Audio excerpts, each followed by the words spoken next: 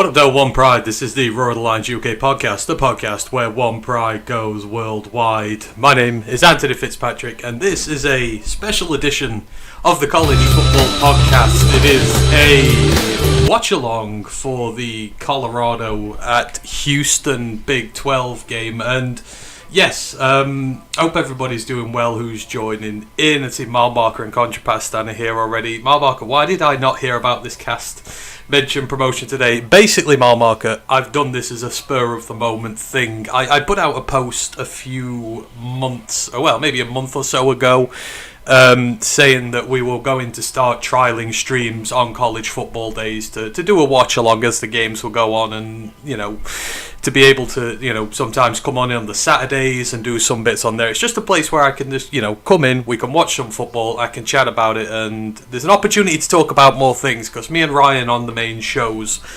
there's a lot of things to go through from a 60-odd game slate when you're trying to cover it all in one show.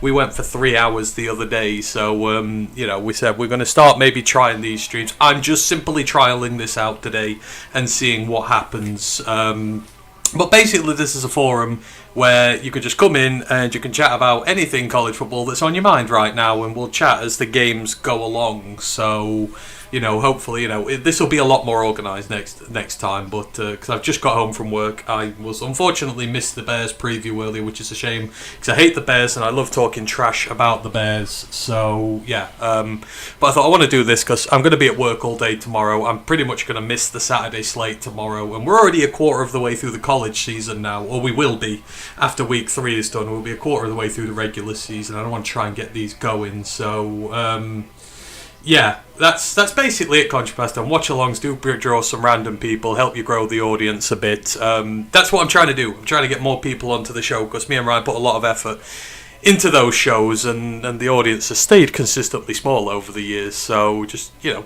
hoping people sort of drop by and do it. But yeah, as I say, we're watching the Colorado-Houston game this evening. It has just started. We're 3 minutes into this thing so far. Colorado on the opening drive. They're at a 2nd and 8 in Houston territory, and this is a very fascinating game this evening. Obviously, Big 12 action is starting up, but there's a lot to like watching this. So Colorado on their 3rd quarterback of the year already. Not kind of sure what's going on at the moment with the Buffaloes. Obviously, you know, Caden Salter was meant to be the big transfer in from Liberty this year. He was supposed to be the guy. They've already used him. They've got their superstar, 5-star true freshman, Juju Lewis, who they've tried a bit as well. And they're playing Ryan Schaub today, who's redshirt sophomore, also highly thought of in this program. So, you know, 2 games into Colorado's season, they're already on their 3rd quarterback, which, yeah, as you know, me and Ryan both say,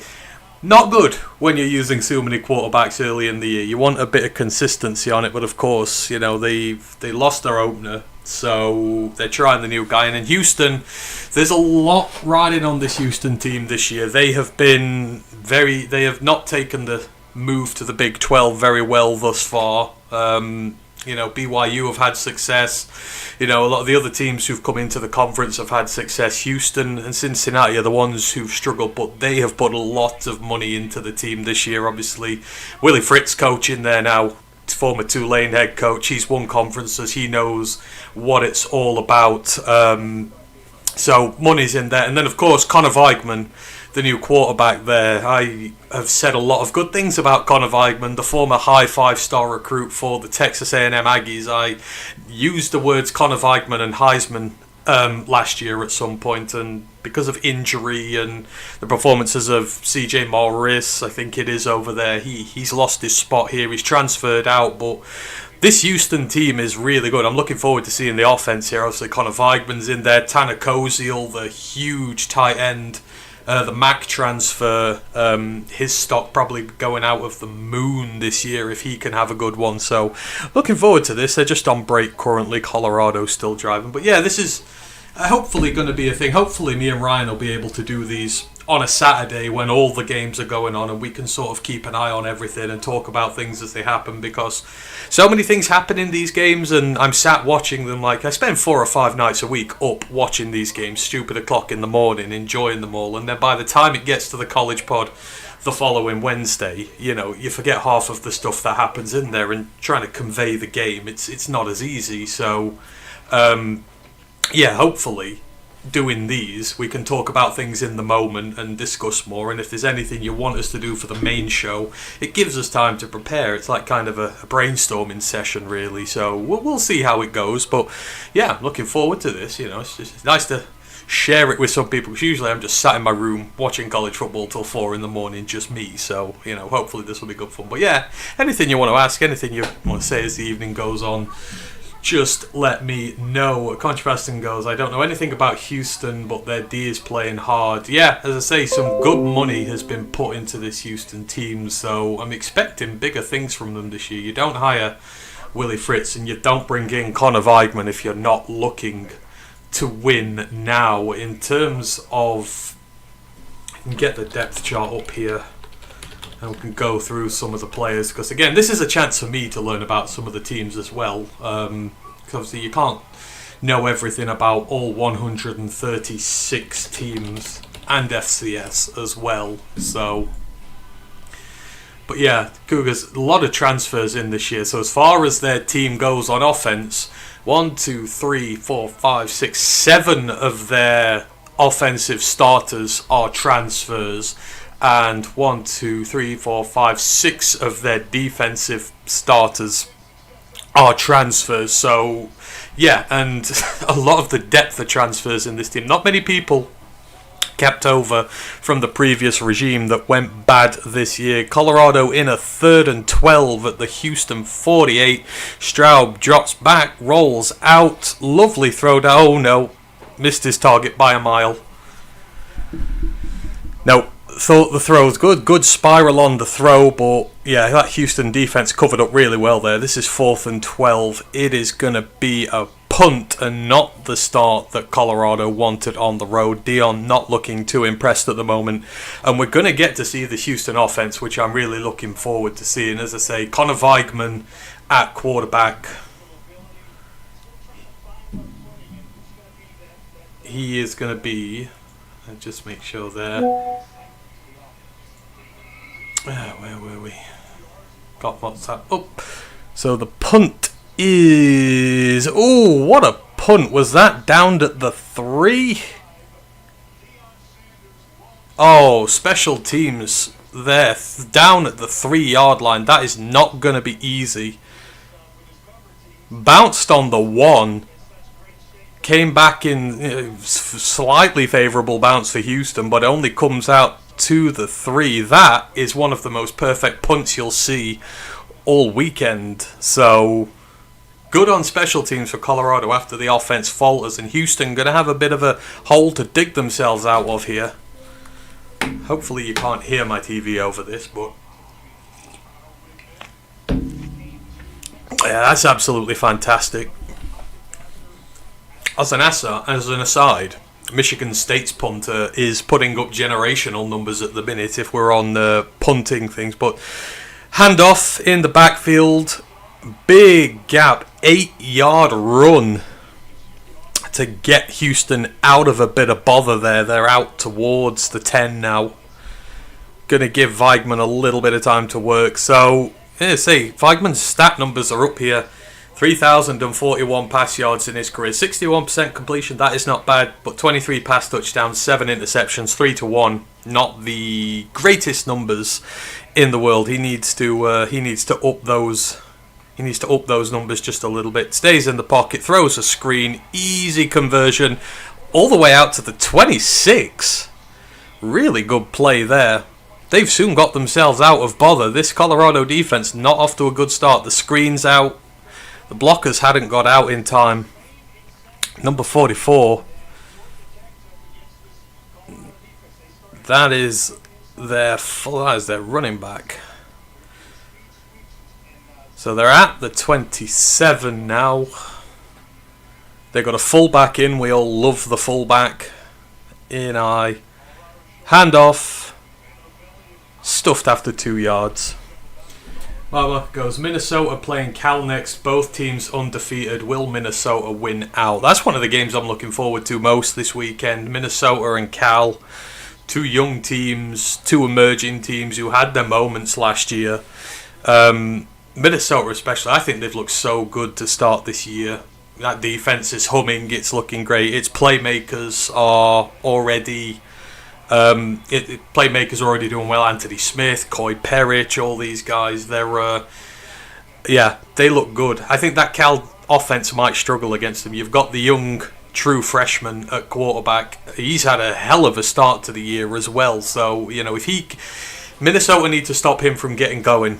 If his offense gets going, they're on the road. They could be in for a tough time of it. But if they can get at him and force him into mistakes, we've seen what this Cal team's like. It can give up a lot of points and quickly. So, but it's going to be a hell of a game between two emerging teams. I had Minnesota to win it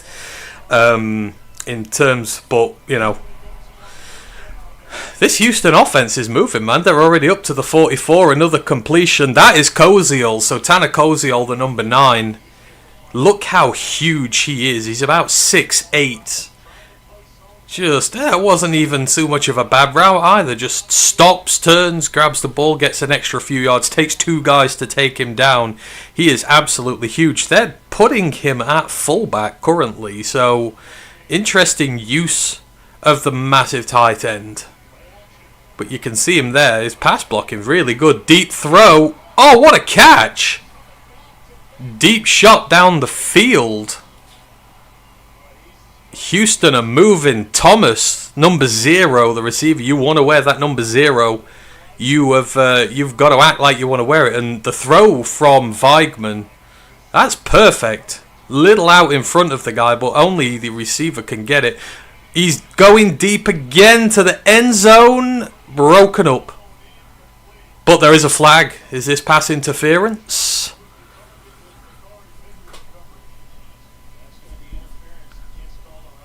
This looks like it might be a pass interference call on Colorado. Yeah, this Houston offense looks good right now. Few good runs in there, but Weigman's just taking shots down the field. He looks good. This might be his redemption arc here at somewhere like Houston, where he can just go under the radar and perform really well. Direct snap to him. Really good tackle there off the edge, number 94. Stopping him. No yardage there whatsoever. That's got them down to a 3rd and 10. They must have picked that flag up then.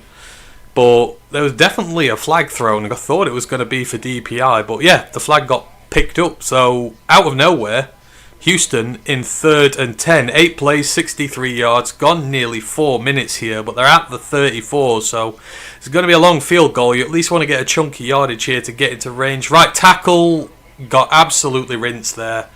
That's 4th and 10. And what was a very promising Houston drive has suddenly... That was really good defense there. You can see the right tackle gets absolutely rinsed there. Weigman takes a hit. He's falling when he throws the ball.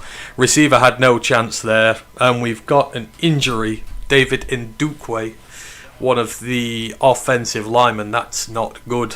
Out of Decatur. So, yeah, we'll go back to this in a minute while they deal with the injury. But that was promising there from Houston. Some nice shots downfield, running the ball well. But then flag gets picked up. Oh, yeah, the edge went right into the back of him. Ooh, that looked painful. You hate to see those for the lineman when someone goes right into the back. Nothing they can do about it. They've no idea it's coming. And that's a lot of weight that goes down on your leg. So, yeah. Oh, and it's gone to the break. So there are a few other games going on this evening as well. I say it's not one of the bigger schedules this evening, but Indiana are playing Indiana State. Obviously, Kurt Signetti and co. looking to continue from their fantastic year last year. Frederick Mendoza is looking good for them at quarterback. They scored early. Let's just see where they're at currently. Oh, yeah. They're 38-0 up at the end of the second quarter. Oh, there's still 2 minutes left in the second quarter. I think we can maybe call that game already. Indiana State not proving much there. Syracuse playing Colgate, so that's ACC on FCS. They're 21-3 up there, and that is all. There's a few later games as well, but they'll be at like 4 in the morning over here, which is going to be great. So we're going to focus on these three, but primarily this Colorado one for now. But as I say, just wanted to get one of these streams going, so I couldn't do one tomorrow. I wasn't going to be able to get one done this week, so I'd rather do it for just the one game than no games at all. Let me just get these team rosters up so I can figure out who some of these lot are. Buffaloes. Depth charts. Then we've got PFF for the team stats as well.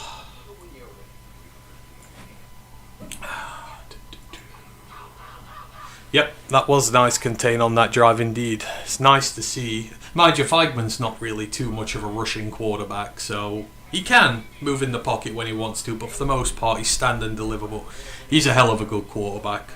I don't think the Texas A&M stint did him any justice. I think he's going to flourish here in Houston, especially with Willie Fritz.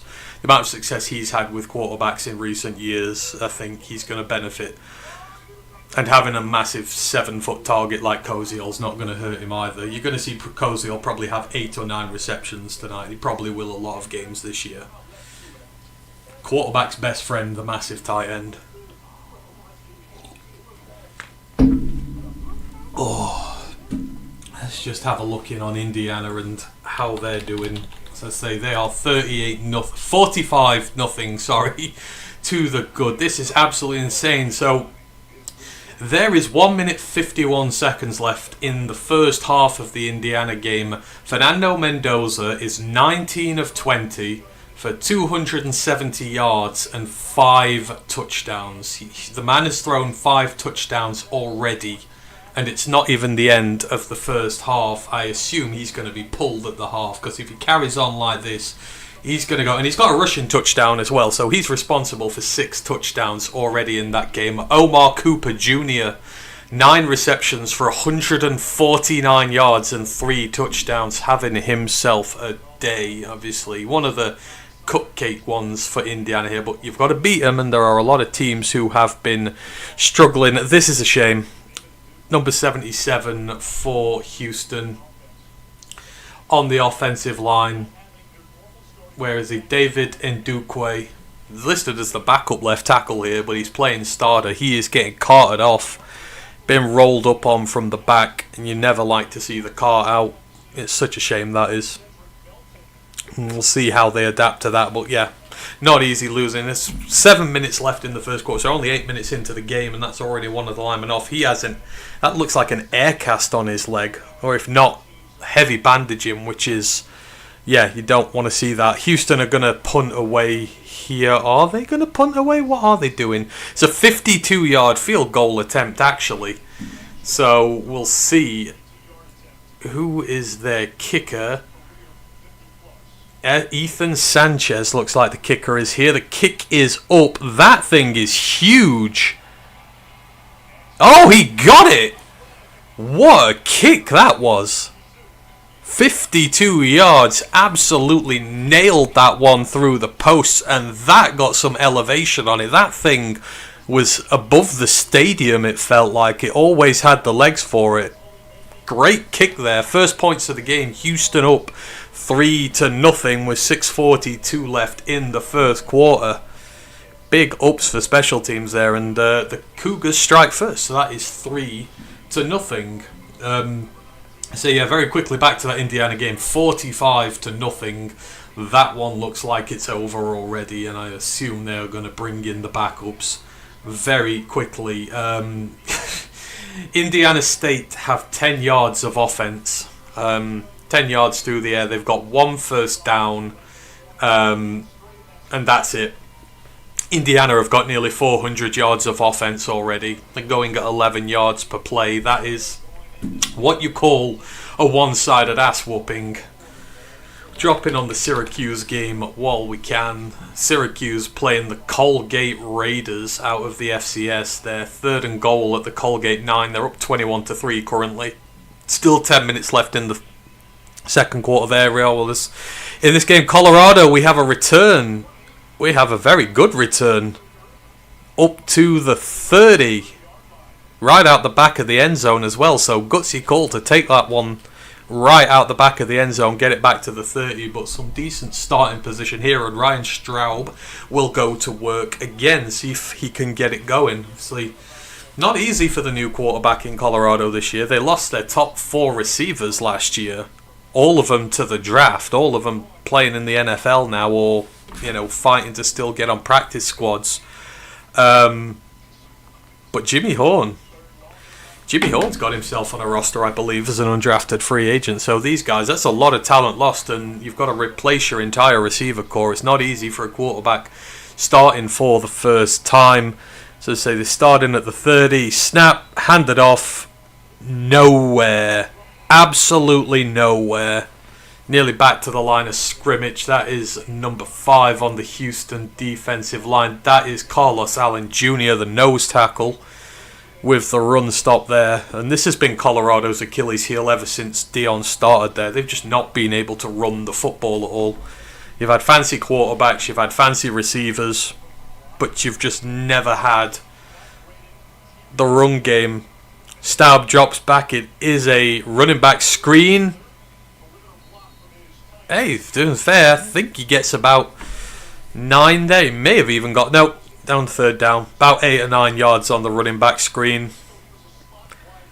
Not taking many shots down the field at the moment. 3rd and 2.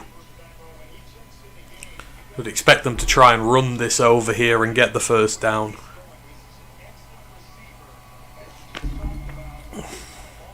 Oh no, another screen.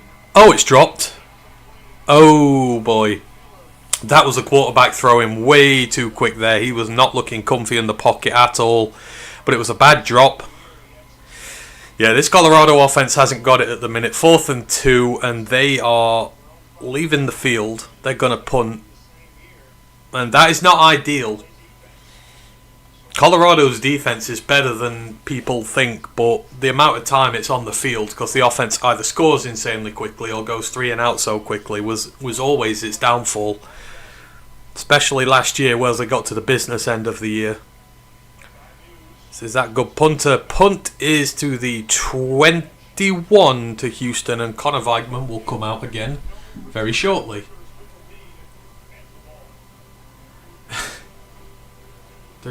Sorry, I have been missing chat here. I will get round to it. Codge Paston says, who would you have on upset watch tomorrow? Ooh. I will get to the fixtures in a moment, and we will go through them. In fact, I've got them up here with me at the minute. Who are we going to have on upset watch? Well, I mean, the Hurricanes are going to be on upset watch because they're playing South Florida, and the way South Florida are playing at this moment in time, I do think it will be a step too much for them, going 3 ranked teams in a row, and Miami of Florida probably present a stiffer challenge than what Florida do. They may not have as many superstar players on there, but they're better coached under Cristobal, and, 3 in a row is going to be very unlikely, but you certainly would have them on upset watch there. Georgia, I don't know if you can class Georgia as upset. I know they are favorited against Tennessee, but the way they looked against Austin Peay last week, they were not good. Now, they play down to their opposition sometimes, and then in the big games they come through, but not sold on them yet. We'll have to wait and see there, but I would expect Georgia to have a very tough time of it, on Rocky Top. The really big one I'm looking at is Clemson. Georgia Tech they're such an enigma of a team. Some days they look like they could win the ACC, and some days they look like they could finish second bottom to Stanford in the ACC, and you just never know which team you're going to get, but they have looked really good this year, and Haynes King is looking good. Obviously, he didn't play in the last one, but even without him, they still won quite comfortably. And Clemson just haven't really got going yet. It's that running game that's holding them back on offense, and you just get this feeling that Georgia Tech could maybe do something against them, but that Clemson defense is coming to life. Will Held's got sacks in 2 of his games so far. Peter Woods, TJ Parker, it's just, you've got to beat that line, but Georgia Tech are one of the teams that can. So I've got them potentially on upset alert there. Outside of that, there's not too many. A lot of the games are cupcakes this week. There's nothing that I'm really looking at where I'm going, yeah, someone's in a lot of danger. Backyard brawl we're talking about, I think Pittsburgh are in a lot of danger. Absolutely adore the backyard brawl, and they are heavy favourites for it. Obviously, West Virginia have lost Jaheim White for the year, their big running back, and they just got beaten by Ohio. They don't look the same without him, but when the brawl happens, everything goes out the window. Form goes out the window. These two teams absolutely loathe one another, and they just renewed the rivalry for another 4 years today, which was really good news. But it's such a physical game. I mean, again, I said on the pod the other day, the trench talent that's come through that game just in the last few years. You know, Dante Stills, Zach Frazier, Wyatt Milan, Colton McKivitz, Kalijah Cansey, Savotier Dennis, Matt Goncalves, Patrick Jones. That's just one game. Like, it's front seven versus front five. It's just, it's one of my favourite games ever. But Pittsburgh, they absolutely should be on upset alert because, you know, everything form goes out the window when the brawl happens. Back here briefly, Houston at the 21, starting their second drive. Oh, keeper!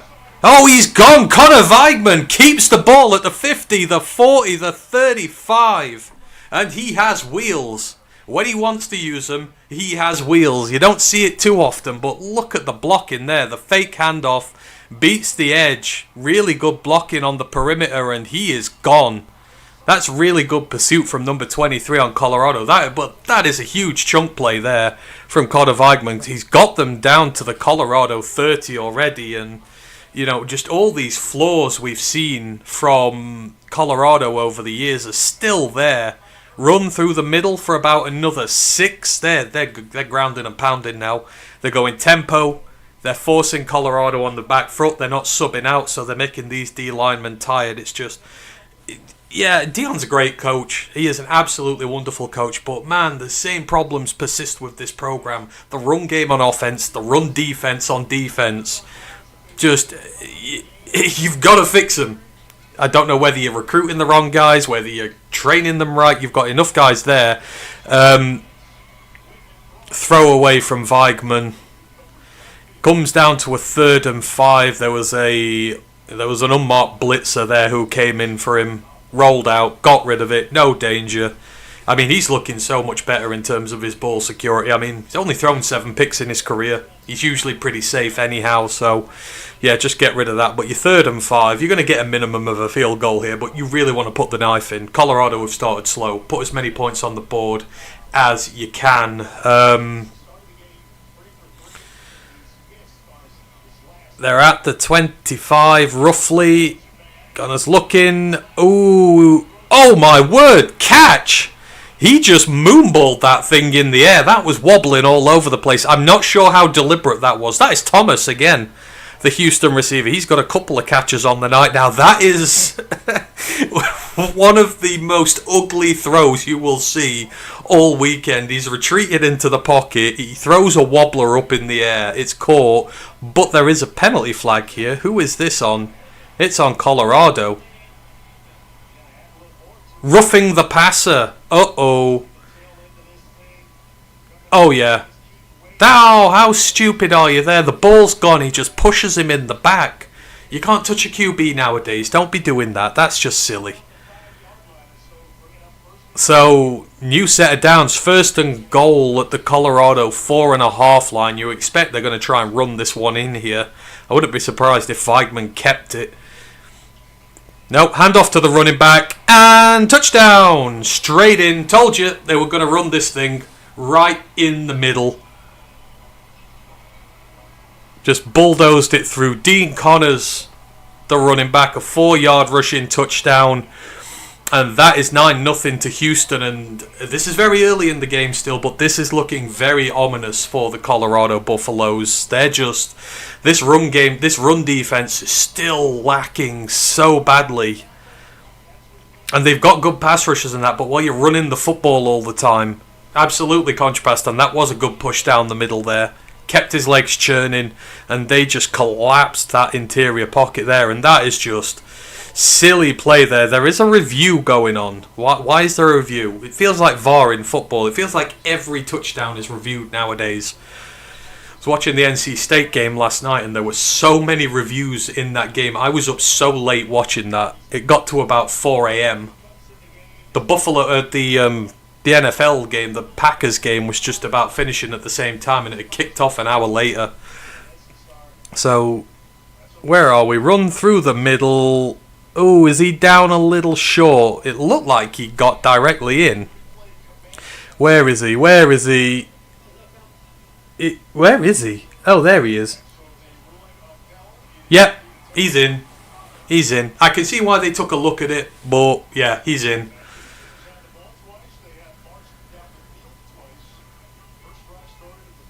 Yeah, his knees there, and to be honest, they're going to put it over anyhow, so don't delay the inevitable.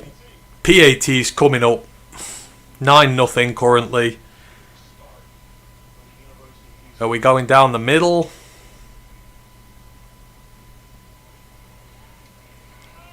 Oh, just a little to the right, but yeah, easy does it. Houston 10-0 up, and yeah, Colorado got to get something going here. Don't change the quarterback, Dion. Worst thing you can do after a few drives is start throwing another quarterback in there, but we will see. But yeah, this Houston offense, I tell you, looks legit. It's going to do well in the Big 12 this year. It was not good last year, but I think it's going to be much better with Weigman at the helm. He looks really good so far, so yeah, looking forward to that. Where were we before that? We were on the upset watchers. Don't think there was anyone else on there. I'm not going to put Michigan on there. Central Michigan are not going to do a great deal. How they do it over here, because some of the games start on Sunday morning, so I have to scroll all the way down. Where are we? I'm going to say this. Ohio at Ohio State tomorrow. I am very, very interested about Ohio. Ohio in their 2 games so far. They lost 34-32 to Rutgers, but Rutgers didn't like playing them whatsoever. They pushed them for every single yard they got, and Rutgers were very lucky to escape with a win in that. And then Ohio, beat the brakes off West Virginia last week. It was only 17-10, but they were physical, they were dominant. They've played 2 power teams. They maybe should have won both of them, and yes, Ohio State are an entirely different kettle of fish. They are so much better than Rutgers and West Virginia, but I'm just interested to see how, they might give Ohio State a few issues early on. Parker Navarro and Sia Bangura look tremendous. It just depends what the Ohio defense can do, but Ohio State themselves have not, they've had some issues. They've not looked the best themselves. I know they whitewashed Grambling, which doesn't matter for, but I don't know. Maybe they can be a little something there. I don't think they'll be an upset, but I want to see Ohio do well. Given they lost their coach after they won the MAC last year, I'm surprised they look so good to start the year, but it just shows what a great team they've got. Oh, we got a flag on this Colorado drive before it even starts. A delay of game. Oh dear. You got a new quarterback in. Delay of games. Penalties like this happen all the time. Dion already looks like he's about to kill something. 1st and 15 at the 14-yard line. This is not where you want to be with your new redshirt sophomore quarterback in. And he's struggling at the minute, even with screens and stuff like that. I would expect Houston to bring it. No, they've only got the rushing 3. Oh, he's sacked. Oh, that isn't pretty. That was a 3-man rush, and they got home with the sack. Number 18 there for Houston. He's just... Oh, Stroud goes to throw it and then holds on to it, and I don't think he realises he's behind him. Oh, no.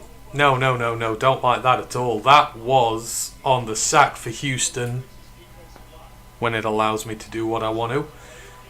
Number 18 is Khalil Leafau. Throw. Not going to get it. 2nd and 16 is now 3rd and about 8 or 9. That goes to Miller, the wide receiver. We've got just under 3 minutes left in the 3rd quarter. It's going to be a 3rd and 6. This is a very big play here for Colorado. You've got to get the chains moving. You've got to get... did I say Stroud? Oh, sorry. CJ, I think I was thinking NFL at the same time. Obviously, it's Julian Sayin at Ohio State now, not CJ Stroud. What did I say? It's Straub. Did I say Stroud? Oh, he goes deep. Oh my God, that's nowhere. That's straight into the Colorado bench. That was not a good throw at all. He's Staub. Oh, they're getting chippy. No, Miller, you're 10-0 down. You're getting you got 3 and outed again. You can't get chippy with the Houston players. Dion there with his arms around his quarterback. See, this is what happens when you're jettisoning in multiple quarterbacks into a system and you're basically not giving them any Stauber. Go Deutsche. Usually I'm very good with names. Ooh! Great punt all the way to the Houston 30 and a really good tackle on special teams coverage. But, yeah, the punter's the best thing about Colorado at the minute. And when the punter is your best player, that is not ideal. Yeah, this one threatening to get out of hand a little early. But, as you know, games can change on a dime. I was watching my NC State last night and they were getting their ass handed to them early. Like, first play of the game on the kickoff, they return it 98 yards for a touchdown. Then we're 14-0 down in no time whatsoever, and I thought we were going to get absolutely destroyed, but we had 2 touchdowns in about 60 seconds to tie the thing up. So, yeah, you can start bad, but games can soon change. But Houston, you just really twist the knife in here whilst you can. 2 minutes left in the first quarter. 2-yard run for Houston there. They're at 2nd and 8.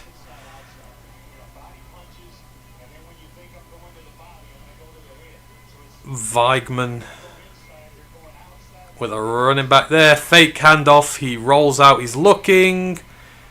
Nope. Incomplete. Not a very good throw, to be honest, but it was a very tight gap he was aiming for there.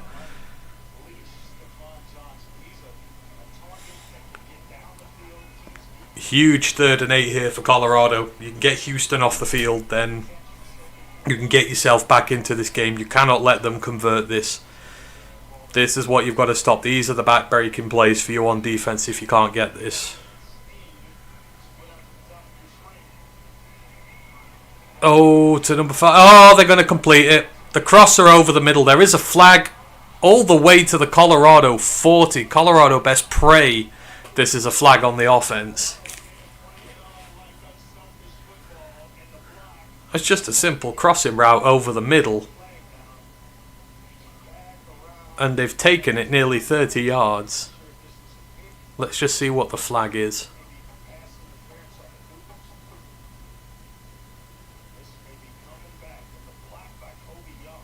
This might be a... Is this a block in the back?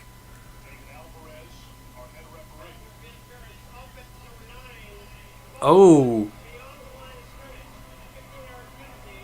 Offensive pass interference. Tanner Koziel, the big tight end, beyond the line of scrimmage pass interference. That is a 15-yard penalty. That is going to be 3rd and 23. Yeah, you can't do that, Tanner. That's not good. So, Houston, deep trouble here. 3rd and 23. Probably just going to try and get some of this back so you can punt it.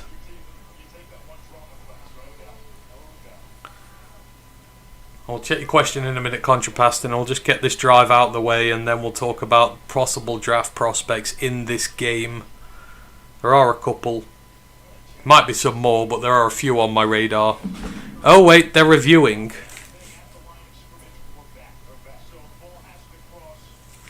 They're reviewing where it is, so the pass interference, whether it happened beyond the line of scrimmage or at the line of scrimmage. I think that is what the debate is here. So they're going to a review at the moment in time. So, draft prospects in this game. Hang on, where is he? He's beyond the line of scrimmage there.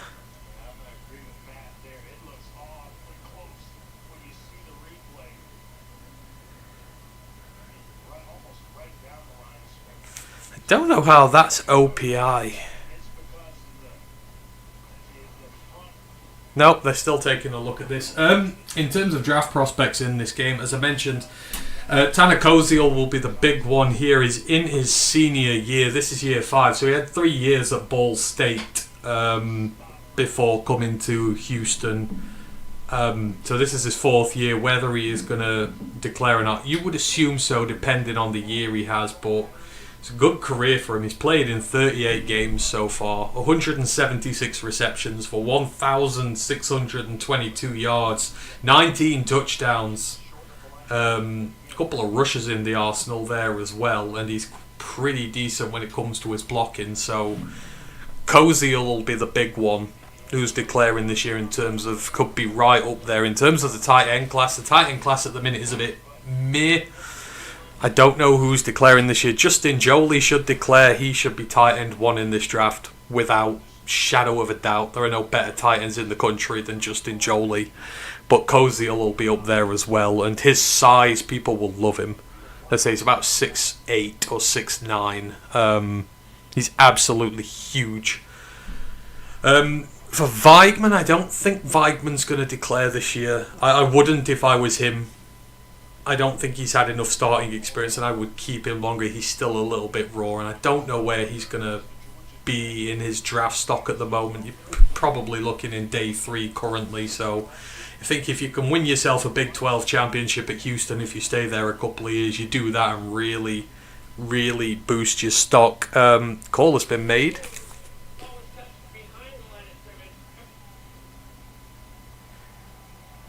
The ref's mic has just gone, but from what I think he said is that the foul has been overturned. The block was behind the line of scrimmage. It's been overturned, and that reception counts.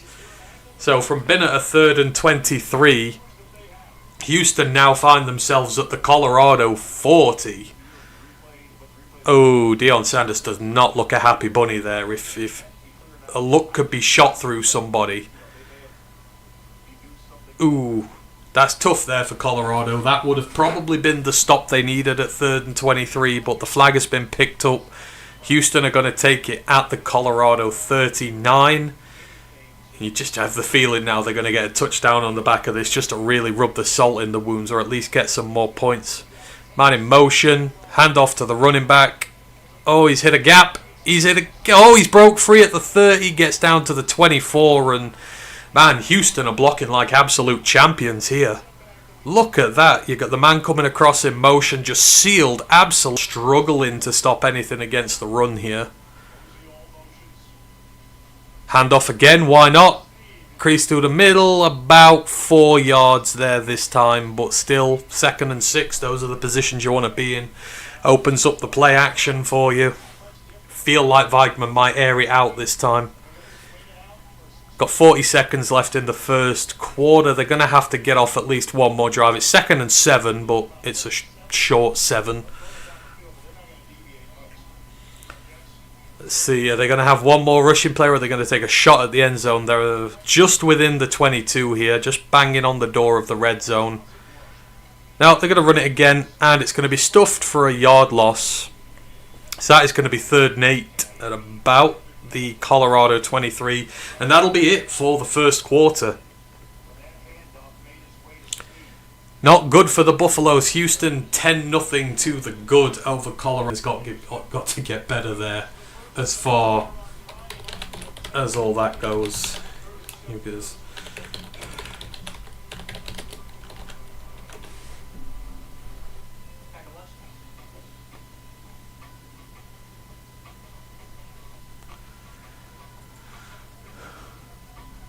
Where are we? In terms of other draft prospects potentially in this, so unfortunately the left tackle that went out injured, Ndukwe, he's 6'6", 315 pounds. He's been at the left tackle position for Houston. He got carted off with his leg in an air cast, so that's probably, if that's a bad injury, I would assume he's maybe not going to go now at this point. So you've got Tanner Koziel, you've got Connor Weigman. Latrell McCutcheon, one of the cornerbacks. We've not seen much of the Houston defense out at the moment, so you've not really had a chance to see him yet. He's 6'1", 180 pounds at corner. One of their outside guys. He's had a really good start to the season. But nothing in terms of round one-ish talent just yet. Again, I don't know where Koziel's going to go. I think it depends on the type of year he has against power opposition. But, you know, if he can rack up 700, 800, 900 yards this year, I would expect him to go at least on day 2 of a draft, depending on what the rest of the tight end class looks like. As I say, I think Justin Jolie's going to be the guy. But we'll see there. In terms of Colorado and guys on their roster who might go to the draft this year, because obviously they've lost a lot this season. Kind of guys on the periphery, you've got DJ McKinney, the corner, Augustave, the running back, but again, he can't really do much as the running back in this system here. There's just too much unknown with this Colorado team at the minute. There's no one, again, in major consideration right now. We'll have to wait and see how the season goes on. Just taking a look in on the other games. Syracuse just before the half against Colgate are winning 37-3. Steve Angeli, the new quarterback there out of Notre Dame, 17 of 21 for 285 yards and 4 touchdowns. Darrell Gill Jr., the receiver, has 6 catches for 152 yards and 2 touchdowns. Kind of like in the Indiana game, just wiping away FCS opponents. Indiana went to the half 45-0 up, so I'm going to assume they're pulling guys left, right and centre at this moment in time. There's no need for them to play anybody else in the second half. But those games are at the half now, so yeah, just waiting on this Colorado game to get started up again.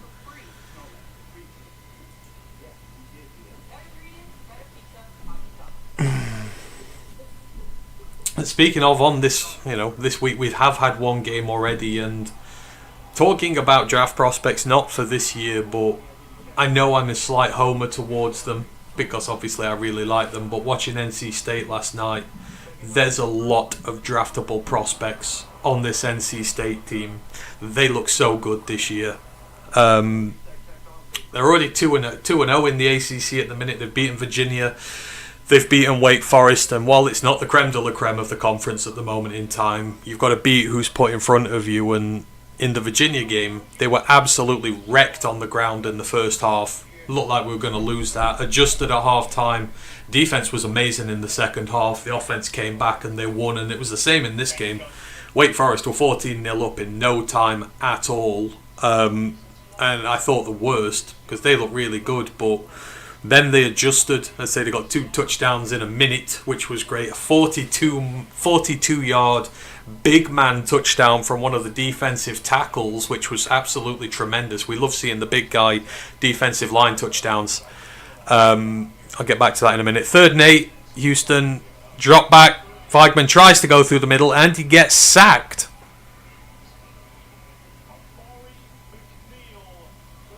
Number 88 there for Colorado, coming up big when they needed them.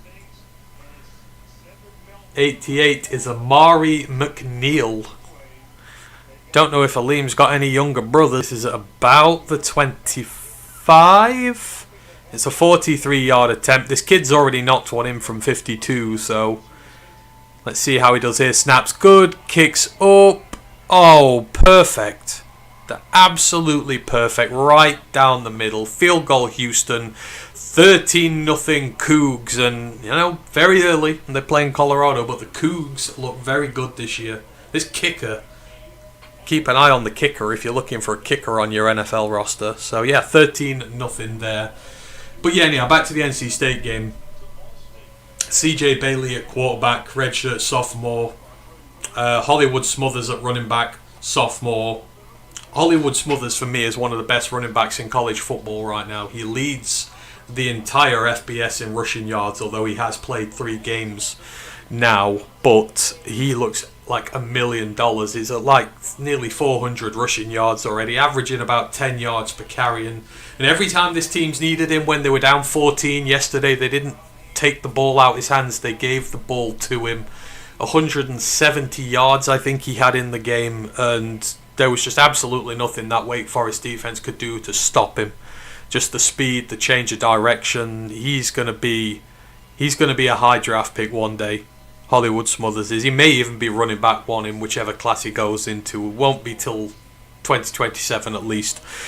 Though, but CJ Bailey, he is 20 years old, or 19, 20 years old. He played as a true freshman last year for NC State when Grayson McCall went down. Returned from Colorado to the 25. He played in relief last year. Looked a little bit in the lights, looked a bit unsure about what he was doing. A few picks in there, which would you expect from a true freshman. He looks an entirely new player this year. They are letting him air the ball out downfield. He looks calm, he looks composed, he's not turning the ball over. Honestly, he's so smart. He's dual threat quarterback. CJ Bailey is a name you're going to hear a lot from me in upcoming years. Honestly, again, if I think he could be one of the best quarterbacks in his class when he eventually declares in 27 or 28, I'm not going to argue with that. I think he's that good. A run from Colorado goes nowhere, -2 yards, might be one with forward progress, but this Houston defensive line is absolutely dominating the line of scrimmage at the moment. We love to see good D-line play. Love it. And there you have it. Stats up on the board. Ryan Staub, 0 for 2 on passes, 10 yards or more downfield. They ain't letting him air it out, but when he does, he ain't connecting. 2nd and 12 for Colorado on their own 22.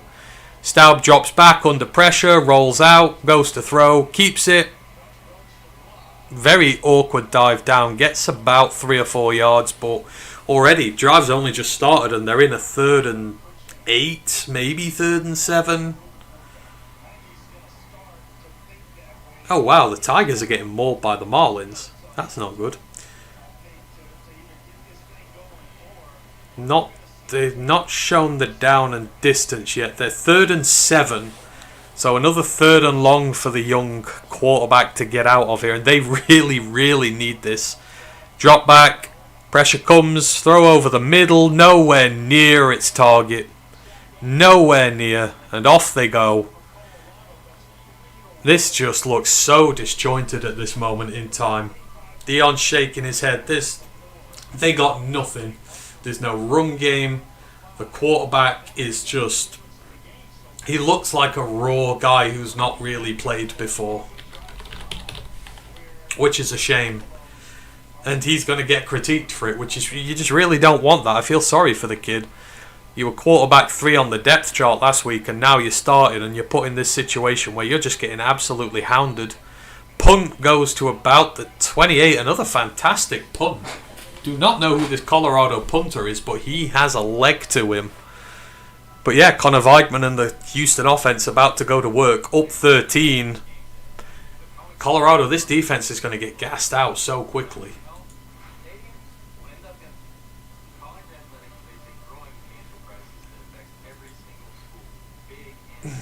Marker, any centres to watch in the upcoming draft? Seems several teams need one. Hang on. We did a centre show, but I have so many books. Like, I have here, just with me alone right now, there are 2 notepads there. I have a 3rd notepad here. I need to move into the modern age and start doing all my notes up, but we did a show on it. I'm sure they'll be here somewhere. But basically, to answer your question, Marker, this centre class is awesome. Or has the potential to be awesome. I had them as a list. Oh my god, where are we here? College triplets. Oh, centres have got to be around here somewhere. Hall of Fame game. Group of 5 prospect show. Oh my, where are we? O-line. Here we go. I think. Oh my. Right, so we categorised the centres basically to spoil the show. It was the front and centre college show. So we had them in a list. Basically, we had two guys in the potential elite category. That was Jake Slaughter at Florida and Parker Brailsford at Alabama. And then we had the guys sort of below them who could be really good but are not quite at that elite tier yet. Connor Lew at Auburn, who I absolutely adore as a prospect. He could be the best centre in this class potentially. One of many good prospects on this Auburn team, but Connor Lew is certainly one to watch out for. Then you've got, and I don't want to butcher his name, but Iapani Lalulu from Oregon. He's the centre there, 6'2", 325 pounds. He was a 4-star guy. He spent 2 years at Oregon so far. You've got Brady Small at Army if he decides to declare. He's 6 foot, 313 pounds. The line won the Joe Moore Award last year.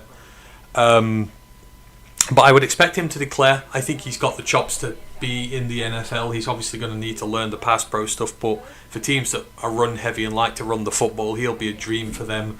Pat Cooper is the really interesting one as well, the former Notre Dame one. He's gone to Indiana. I don't know if he's playing centre there, but he was a left guard in 23, but I believe Indiana have brought him in to be their centre for this year. He's absolutely huge, and he comes out of the Notre Dame system, which for its offensive linemen, obviously there's no system better for creating them there. And then you got Logan Jones. Logan Jones is the one the Lions might like. So he's the Iowa center. 38 starts. He is vastly experienced, Logan Jones is. He's one of those Midwestern, old school, I'm going to kick your ass type guys. But he's big leader on the Iowa team. We know how much they love their Iowa players. As the Houston drive starts, a rush for about a yard. But yeah, he's an older prospect this year, but 6'3", 302 pounds. I love that size for a centre. I like my centres to be a little bit bigger. He is 24 this year, so he's a bit of an older prospect, but in terms of experience, he is absolutely tremendous. Obviously, he was behind Tyler Linderbaum in the Iowa system. He took over from Tyler Linderbaum when he graduated. Nearly picked off there, Connor Weigman. And this Colorado defense has come to life a bit. They're having to. They need to get off the field quickly. Otherwise, if Houston starts sustaining some of these drives, they're in bother. But they're bringing a lot of pressure up on Weigman now. Unblocked blitzer off the edge. Really good pass break up there from number 7. And they're just getting him to panic in the pocket a little. And this is where Weigman comes down a little bit. It's just, he has pockets of inconsistencies in games which you can't overlook. You want him to be a bit more consistent and not have these lulls. They have bought 7. He has heaved one up here, and that has just gone miles. Really good work from Colorado there, bringing the huge packages against the goal. I think they rushed at least 6 there towards him, may have even been 7. But they collapsed that pocket really quick, and that was a high, wobbly ball, which he's lucky that wasn't picked off. So, stop from Colorado. We've gone into sort of a game of punts here to start the second quarter. Punts from both teams. Didn't even get out their own 40 there. Let's see where Houston can pin Colorado back to. High snap, but gets it nearly blocked. Oh my, that's a bomb. Where is it? Oh my god, he's got that to the Colorado 7. He was at his own 20. And he's just absolutely marmalized that thing to the Colorado 7. I tell you what, the play isn't pretty in this, but the punting is absolutely phenomenal. We'll give them that. So sorry, where was I? Back to centres again.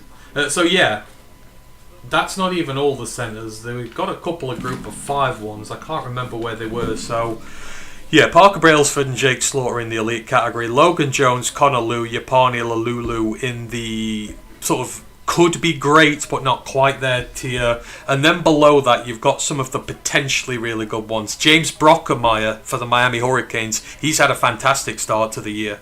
He's looked really good on that Miami offensive line. He was a former Bama player, I believe. Transferred over, was a big recruit, and it's not kind of worked for him so far. And he's absolutely huge. But yeah, James Brockermeyer has been good for the Hurricanes, so you can watch out for him. Sheridan Wilson at Texas Tech as well. Then, as I say, you've got Pat Coogan at Indiana. And then some of the smaller school guys, you've got Brady Wilson at Virginia. I've not seen how he's done so far. CJ James Jr. at UTSA. And then, of course, Brady Small at Army. So this is potentially going to be a really good centre class if all of them go. Most of them are older prospects as well. Quite a few of them are year 4. So they should declare this year. But yeah, I assume that's getting asked in relation to what's happening with the Lions at the minute, and I don't expect that to go away anytime soon. Me and Ryan have both clearly stated we want a proper college centre drafted next year. You see how Tate Ratledge, he was struggling hearing the play calls, and do you want him at centre this year for the Lions? When he's struggling with the play calls and not hearing the play calls right, do you want him giving them out? No sirree, I don't. And I love Tate for the record, but he's never played there. Most of the best centres that come up to the NFL, your Creed Humphreys, guys like that are established career centres. It takes a lot of IQ to play that position. It's such an overlooked position about what you've got to do. You're the quarterback of that line. You've got to be really intelligent. You've got to be really tough. You've got to be a leader. And I think you can't train that into somebody who's never done it from college before. I'm sure there are examples of them doing it, but for me personally, it's not the way I would do it. Like, if the Lions could get their hands on Jake Slaughter, he's 6'4", nearly 300 pounds. Like, Jake Slaughter, Christian Mahogany, and Tate Ratledge for the next 10 years. Oh my, that'd be a wet dream of a Lions offensive line. I don't want Ratledge moved. I just think he's going to be better at right guard. But I defer to the guys who know what they're doing. I'm just a bald guy on the internet with an opinion.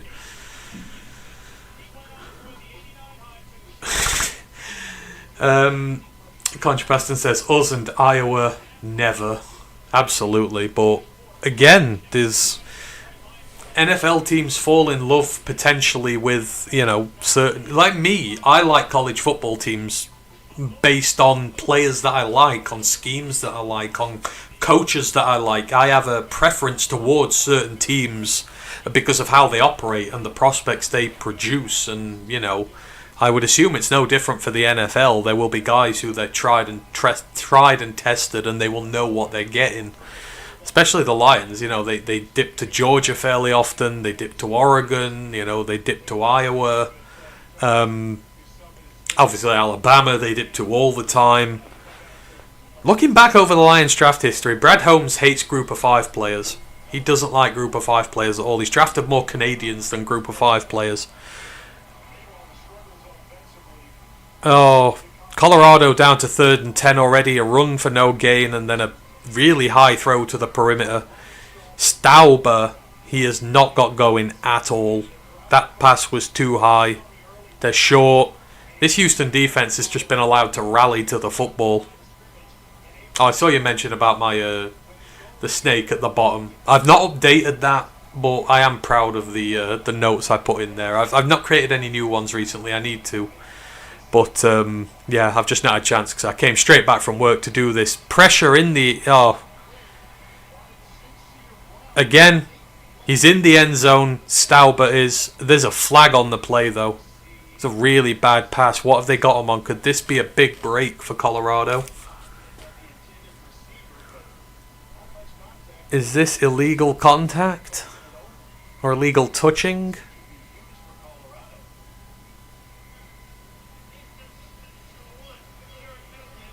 Pass interference. Oh, a massive break for Colorado. They were going to have to punt out their own end zone there. Oh, what's that? Oh, I don't like that call. I don't like that call at all. That's minimal touching. That is minimal touching.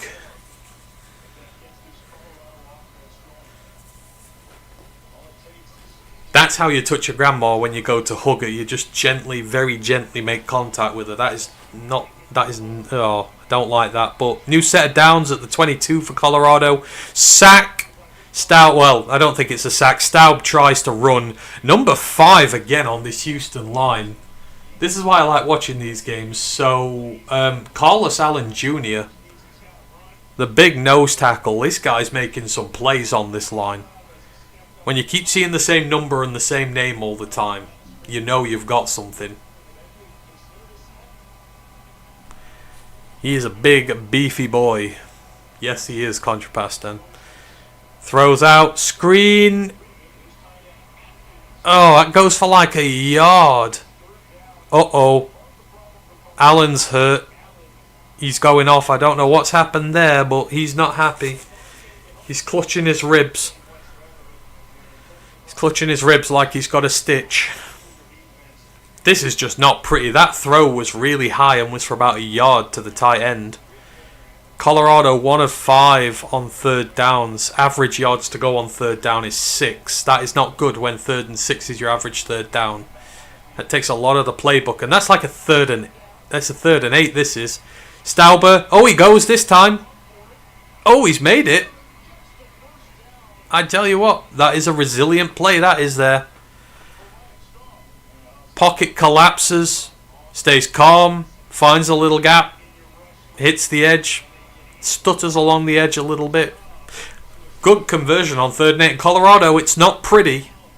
It's not pretty, but he's just about finding a way currently. Handoff. Oh, handoff for a first down. Goes for 11. Really good running there. Is that Augustine? No, it's not. It's the other one. I can never remember his name. Forces a missed tackle. Good blocking on the edge. Colorado just starting to get it going now. Yes, patience is a virtue for running backs, Marmarker. You are correct. That was really good patience there, just to wait for that perimeter block and then to spring. Another run. That one's swallowed up. Goes for about a yard. Welch in the backfield. Next game's up tomorrow. Clemson, Georgia Tech. That'll be fun. Wisconsin, Alabama. That won't be fun. And Georgia, Tennessee. Oh, I'm not going to be able to watch that. I can only watch the late slate tomorrow because I'll not be done from work in time. I can't even watch the Backyard Brawl tomorrow, but I'm going to record that because there's no way I'm missing it. Screen pass. Hey, it's effective. Another first down for Colorado. Moving the chains. They're moving in spite of themselves here at this point. This Houston defense has just got a little bit complacent. The D-line's doing well, but secondary, they're not doing well on these screens, blocking up.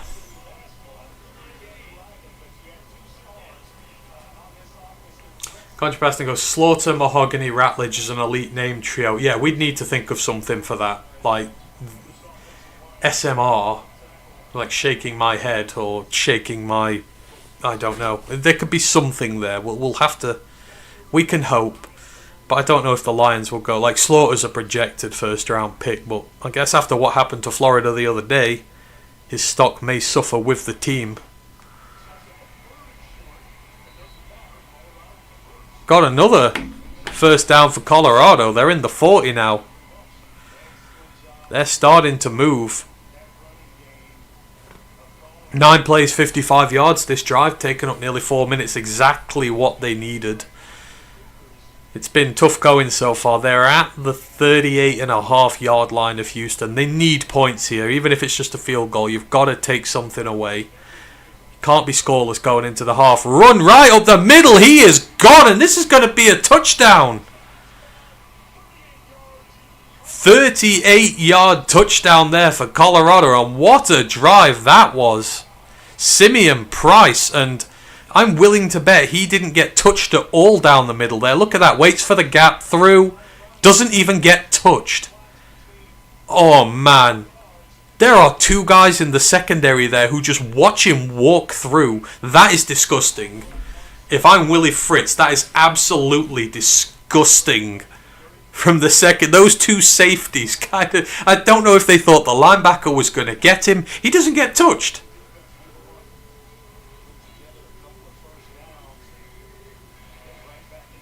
Did he get the kick? Yes, he got the kick, so it's 13-7, and we have a game on, folks. This is what we wanted. I wanted a little bit of action this evening.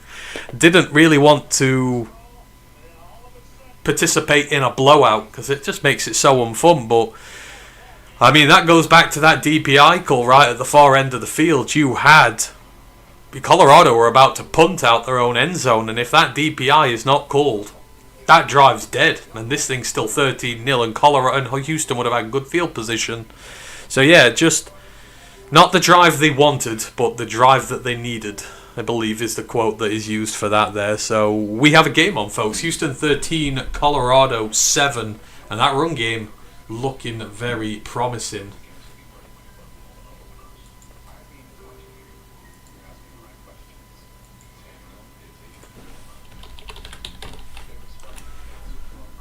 Seven and a half minutes left in the half. Not very explosive so far. The quarterback's Connor Weigman is 5 of 11 for 91 yards. Feels like he's had a better game than that. Ryan Staub is 8 of 13 for 51 yards. But Weigman has 4 rushes for 54 yards. He's rushing leader currently. Simeon Price, 4 carries, 49 yards. That is about 12 and a quarter yards per go at the minute. Although that 38 yards from the touchdown run kind of buffs that up. But it all counts. 183 yards of offense for Houston, 123 for Colorado so far, and it is a 6-point game. Colorado here, 7.5 minutes. If you can get a quick stop, you've got the potential to go in the half in the lead after really been second best for the vast majority of this game. Till that drive there, they'd had nothing. But yeah, if Slaughter came, we would need to think of a name for him. Ratledge and Morgan. It would be fun, but again, I don't think they're going to do that. I don't know what they're going to do in next year's draft, but odds are it's a trench player. Pray it's an edge, but we'll not get into that conversation again.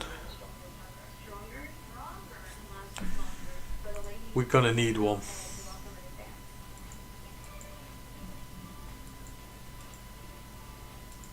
Oh, shit. Just checking to see how Indiana's whooping is going on. Indiana up to 59-0 lead with 4 minutes left in the third quarter there. The Indiana State Sycamores are getting chopped down. Hee hee. That's an Ash joke for Ash there. Yeah, Mendoza's been pulled. Oh, his younger brother's playing. We've got brothers playing at quarterback. So Fernando Mendoza's been in 19 of 20 for 270 yards and 5 touchdowns. Younger brother Alberto Mendoza, who was already at the Indiana program, I believe, he is 4 of 6 for 87 yards and 2 touchdowns. So overall, the throwing in that game, 23 of 26 for 357 yards and 7 touchdowns. Oh boy. And Omar Cooper Jr., 10 receptions, 207 receiving yards and 4 touchdowns. Somebody is stat padding their way to the top of the receiving charts. This is why, people, stats don't matter. Because so many guys stat pad against these lower teams, but I mean, he's not going to care. 200 receiving yards and 4 touchdowns is 200 receiving yards and 4 touchdowns. And they're running the ball at about 9 yards per carry as well. Houston's drive is getting going. Screen goes absolutely nowhere. Bayard again. Little heat-seeking missile on the Colorado defense. That is Tawfiq Bayard, the safety. But he's spent more time up at the line of scrimmage than he has in the secondary. They're bringing him up a lot. Designed run for Weigman. Oh, he breaks through. Gets about 9.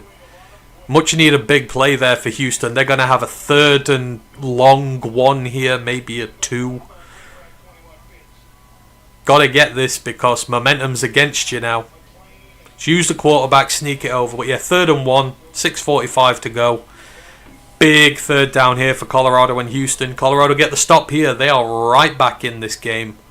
Right back in it. Houston get it, then hopefully they can start sustaining a drive, taking some clock off and score before the half without giving Colorado the chance. QB sneak. Ooh, that is close. I think he's got there on the second effort. He definitely didn't get the first time. Yeah, they've given it him. They've given it.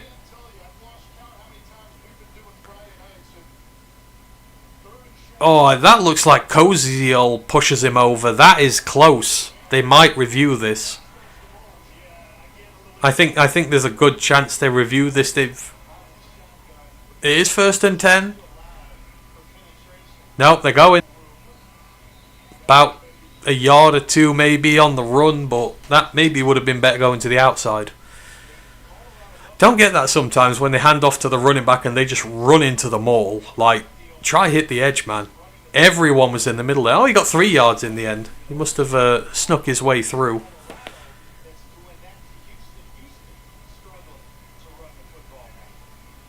Second and 7 at their own 37 for Houston. 5 men blitz for Colorado. Quick throw is out. Tanner Koziel, there he is. Look at that from the big man. Oh, he's so good. He is so good. Just look at that. Still catch into his hands. Breaks back inside. Throws his defender off. Good yards after the catch.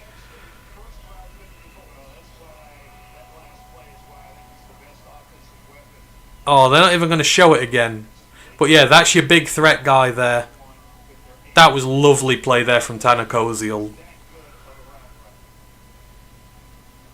Man in motion in the backfield. Straight down the middle. Oh, really good through contact there from Connors, the running back. Gets about 6 or 7. Stopped twice there, kept churning his legs and managed to find a hole up the middle eventually. They're just starting to re-establish the run game again now. Got 7. 2nd and 3, getting short second downs, converting them quickly. Oh, I love it. It's back and forth. This is Houston just finding a foothold again in this now. They're at 112 rushing yards before the half, which is pretty damn good. Man in motion, handoff. Nowhere that time. About a yard. This is going to be about a 3rd and 2. Very long 3rd and 1.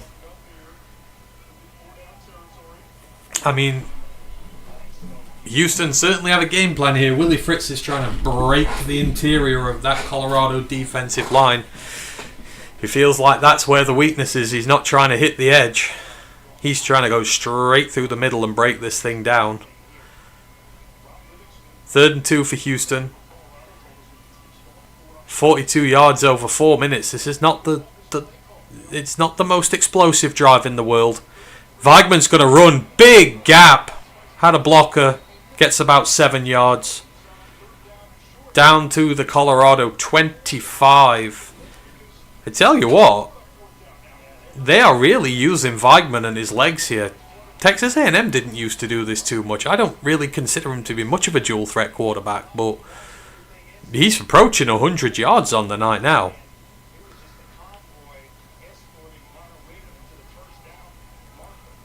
They're moving. They're at the 26 of Colorado. Drop back for Weigman. Surveys the field. Big throw to the end zone. Oh, he should be very glad he wasn't picked. He's looking for his big man Koziel in the end zone. That was a risky throw. Great pocket. Look at that protection there. Nothing. Or was that tipped? Yeah, that was not a good throw into double coverage as well. To be honest, he's probably better it landed there. If that went nearer to Koziel, that covering corner probably picks it off. They've taken the deep shot. Figure they're going to try and run it now. Or a bit more of a safer play for yardage. Handoff. Massive loss in the backfield for 3.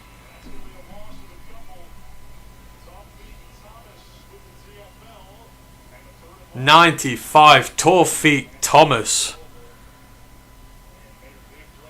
Big loss there. And this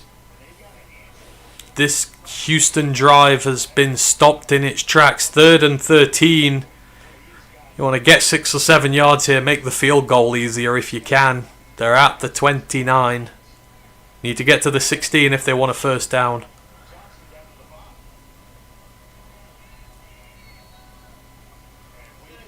They're gonna... Nope, they've reached the 2-minute warning, so they're gonna have a bit of time to think about it.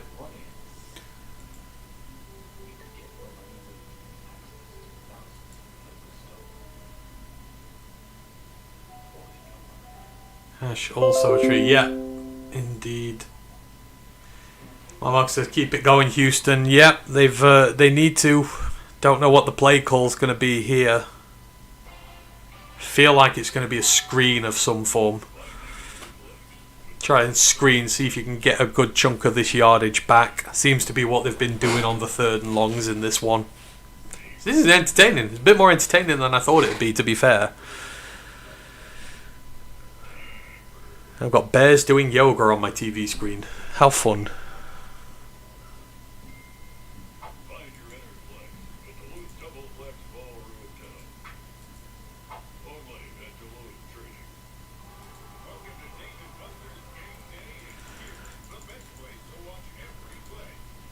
Indiana now up to 66 on the night. They're going for a hundo here. They've still got a full quarter to go at this point. Their point scoring at this minute is 21 in the first quarter, 24 in the second quarter, 21 in the third quarter. If they go at 24 again, then they're going to reach 90 on the evening. It's just absolutely insane. Poor Indiana State. Oh my lord. You want to see the stats for this game. Total offense in this game. Indiana, 596 yards, 374 passing, 222 on the ground, 11 yards per play. Indiana State, 26 offensive yards, 13 through the air, 13 rushing, 0.7 yards per play. So what's that? 10, 15, 16. Indiana getting about 16 times more offensive yards per play right now. Indiana State have not converted a third down this evening. They've only got 3 first downs. They're 0 for 2 on fourth downs. They've not been penalised though. That's a weird thing. That feels like a little win they can have. They've not been penalised at all, but apart from that, that is not pretty. I don't know how they've had the ball for 18 minutes and only got 30 yards of offense though. That's crazy. So yeah, an absolute blowout there. I don't think Indiana are learning anything from that at all, apart from blowing up the stats for all their players. And in the other one, Syracuse are 38-3 up against Colgate. Steve Angeli's over 300 yards with 4 touchdowns. Nothing very much interesting in these night games.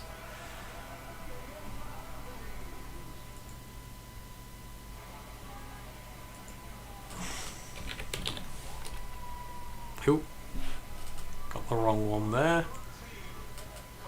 Where are we? Oh no! Colorado have been done for that's a face mask. Oh no, you can't do that. Has a flag been thrown for that? Yep, that's a face mask.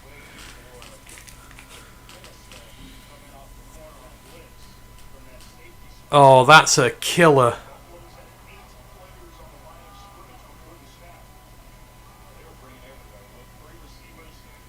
Eight-man rush from Colorado. 8 men on the line of scrimmage is insane.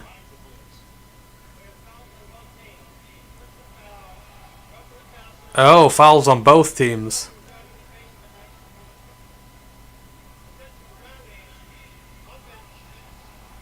Intentional grounding. Oh, what a break for Colorado. So, intentional grounding on Houston and face mask on Colorado. So, it's still 3rd and 13. You lucky duckies, Colorado. Look at that. They blitzed 8 men there, or 7. One dropped into coverage. Don't be watching that and doing that tomorrow, Kelvin Shepherd, or Sunday.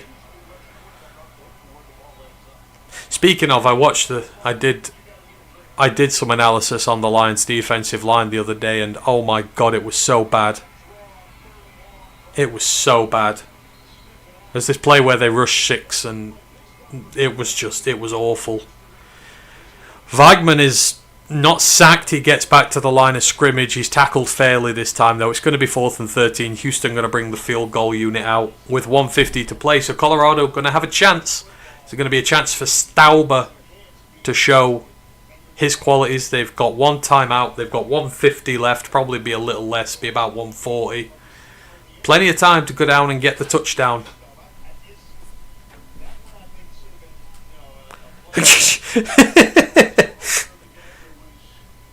Oh, Willie Fritz isn't happy about something.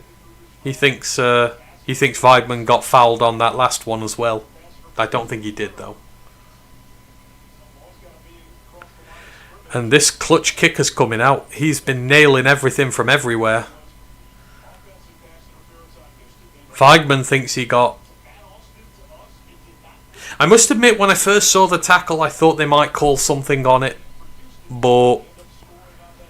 no, it wasn't a horse collar. It wasn't to the face. So, Bayard again. This safety for Colorado, he looks a good prospect. We'll have to take a look at him.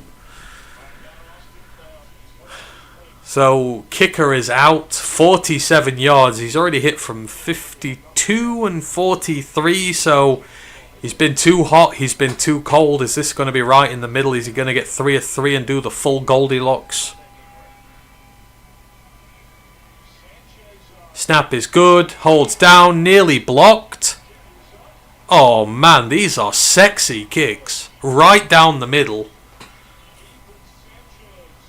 These are Da Vinci's that he's hitting down the middle. These are works of art.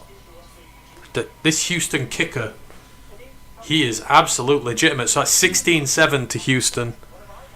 Colorado going to have one more drive. Ethan Sanchez, remember the name if you're looking for a kicker. He has been absolute money. 3 for 3.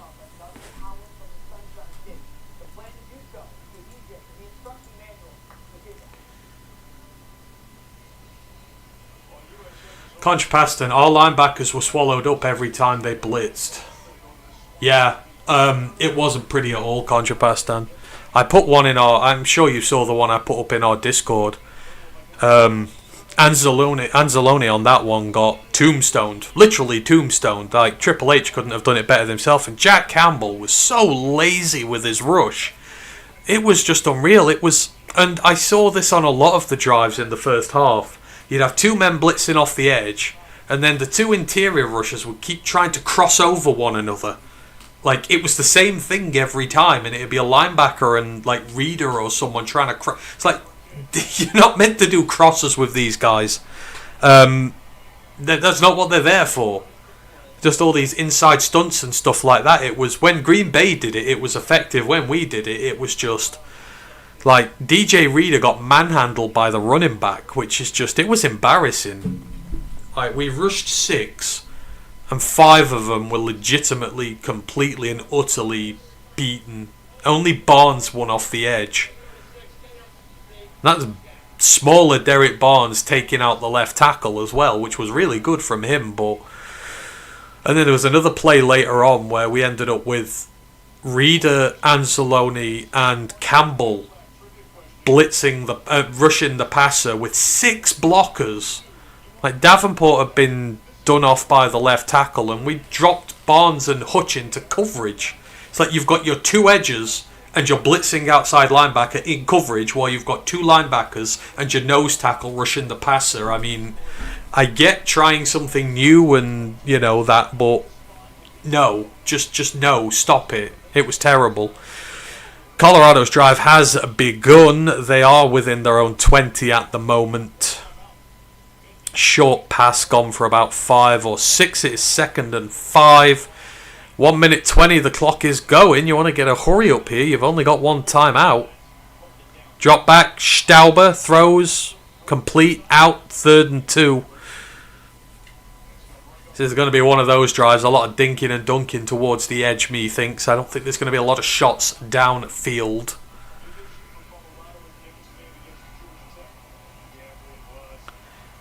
Got to score here if you're Colorado. Houston get the ball first in the second half.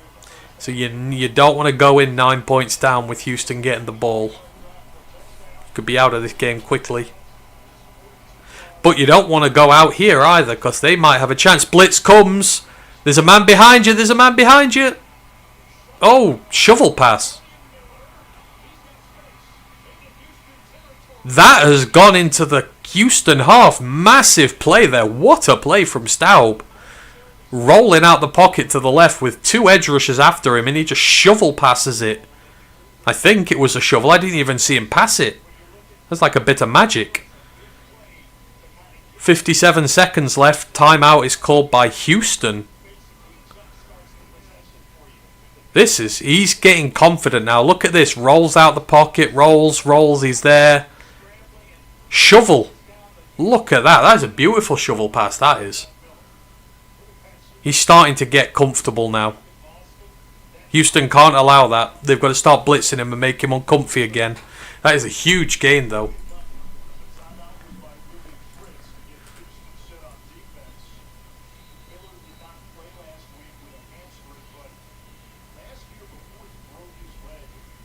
It's Draylon Miller, I think, who got that, but he's taken it well into... I think they're at the 40 now of Houston. You've got 58 seconds left. You've still got a timeout in hand because Houston have used one of theirs. Maybe Houston want another go at this before it's all said and done.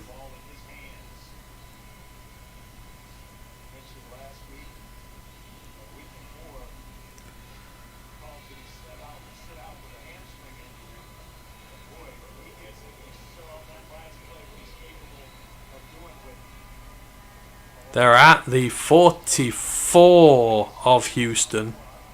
Man in motion. Snap, drop back. Surveying to the right. Throws back across field. He's got his man. And he's free. He's all the way down. That is 29.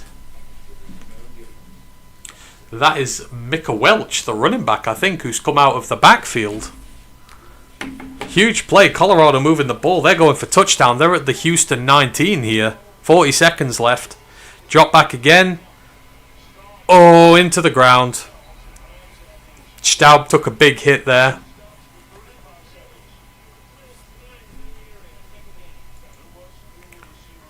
Took a big hit from Eddie Wells there. Or Eddie Walls. 35 seconds, 2nd and 10. You're at least going to get a field goal from this now. Look at that. Colorado's yards in the first quarter, just 45 offensive yards. They've had 150 in the second, so they have really brought to play.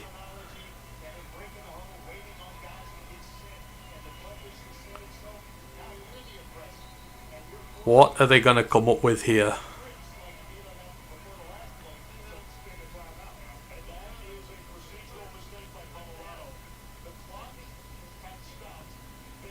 Timeout from Colorado. They've taken their final one. They're going to get some time to think this out. The 2nd and 10, 35 seconds to go. They're in the red zone. Got to convert here, guys. Got to convert.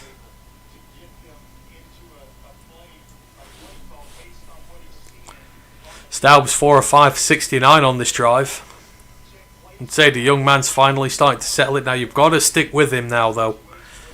If he carries on doing well this game, you've got to stick with him. Doesn't matter that you've got a big true 5-star freshman and Caden Salter on your bench. Leave him there. Don't keep changing. So many teams experimenting with 2 quarterbacks at the minute, and it just never works. Never works. Here they come. Staub overall is 12 of 18 for 120. That feels a lot better than what he's done so far, but hey, fair play to him.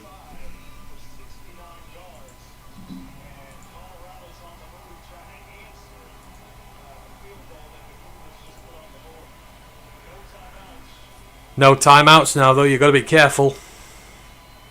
Drop back. He's running. Oh, he's gone. He's in the ends. Oh, he's dropped it. Oh, it's... What happened there? Is that a touchdown? That's a touchdown. Absolutely crazy play there. I think Staub got it into the end zone. He dived into the end zone. The ball was punched out. And another Colorado player recovered it.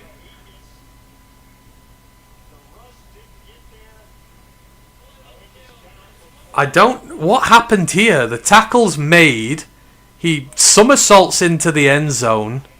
It bumps out and then goes right to a Colorado player. I don't know if this is going to go down as Staub's. That is very athletic. I think it's kicked out his hands. Who gets that? That is crazy. Whatever at the end of the day, it is a Colorado touchdown. I think he broke the plane first as well, Contrapast, and I do think he did, but it was crazy. He was spinning in the air, upside down. It felt like the defender's trailing leg knocked it out his hands.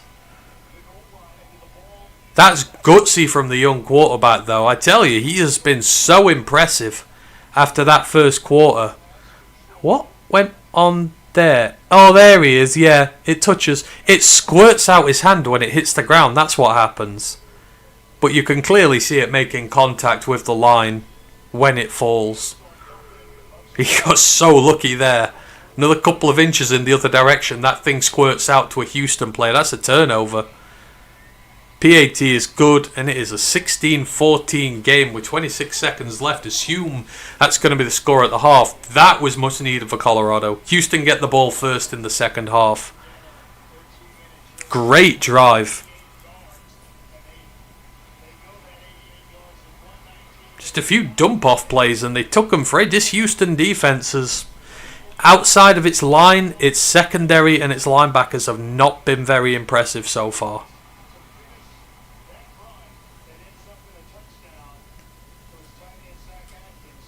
No, this young man is very impressive. Back-to-back 85-yard touchdown drives from them. Fair play, you can't ask for more than that. He's gone the length of the field twice. Houston have been kept to field goals so far. I don't think they're going to make an attempt at this going into the half, but we will see.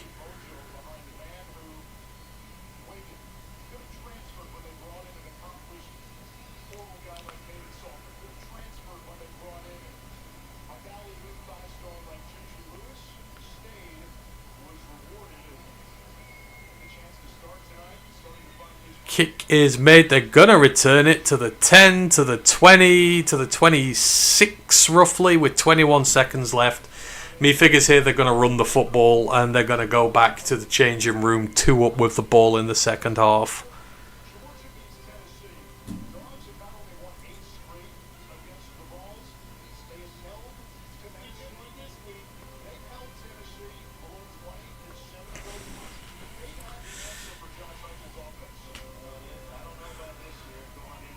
Yeah, that is not the best schedule tomorrow, ESPN. You don't want to be pushing that. Yeah. Victory formation for the first half. And that is your lot. I thought that was a very enjoyable first half, actually. Colorado 14, Houston 16. Houston out to an early 13-0 lead. Colorado have hit back strong. Back-to-back touchdown drives over 85 yards. If my marker goes, I had to go and stop a cat fight outside. What's the score? Colorado 14, Houston 16. They're just going in for the half now. Back-to-back 85-yard touchdown drives for Colorado, sandwiched in between a Houston field goal. Houston get the ball to start the second half, but this game is wide open. Kind of feels like Colorado are in the ascendancy at the minute. Halftime has probably just come at the right time for Houston, so they can rethink what they were going to do. They were so dominant early. The run game was good. The defensive line was hassling Stauber all over the place, but they've just found a way. The young quarterback's been very creative in the pocket, scrambling, making plays out of nothing, making some really good throws. You know, you got to give that to him. Like, that defensive line's having trouble chasing him down. Yes, Contrapastan. It started well, then it went dull, then it got exciting again. That was a good half in terms of that. I am going to be back in 1 second. I'm just going to grab a drink. Just give me a moment. Ooh.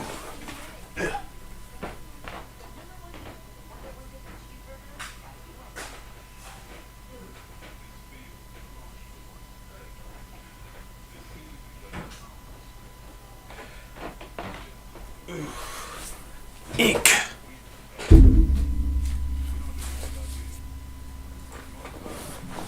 And we're back. Oh. Maybe 2 in the morning here, but still wide awake.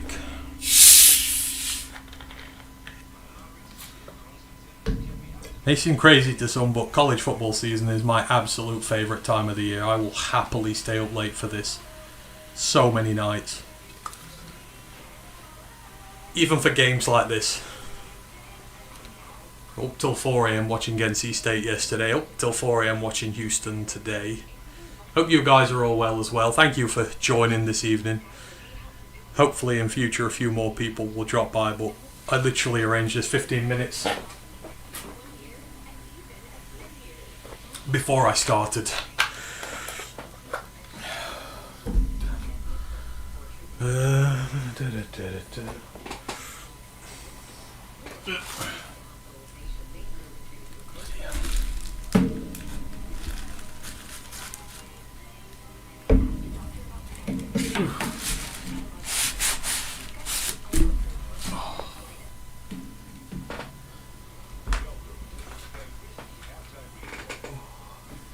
Cup of my blue drink. So yeah, we're at the half at the minute, so next 15-20 minutes it's going to be a bit slow, so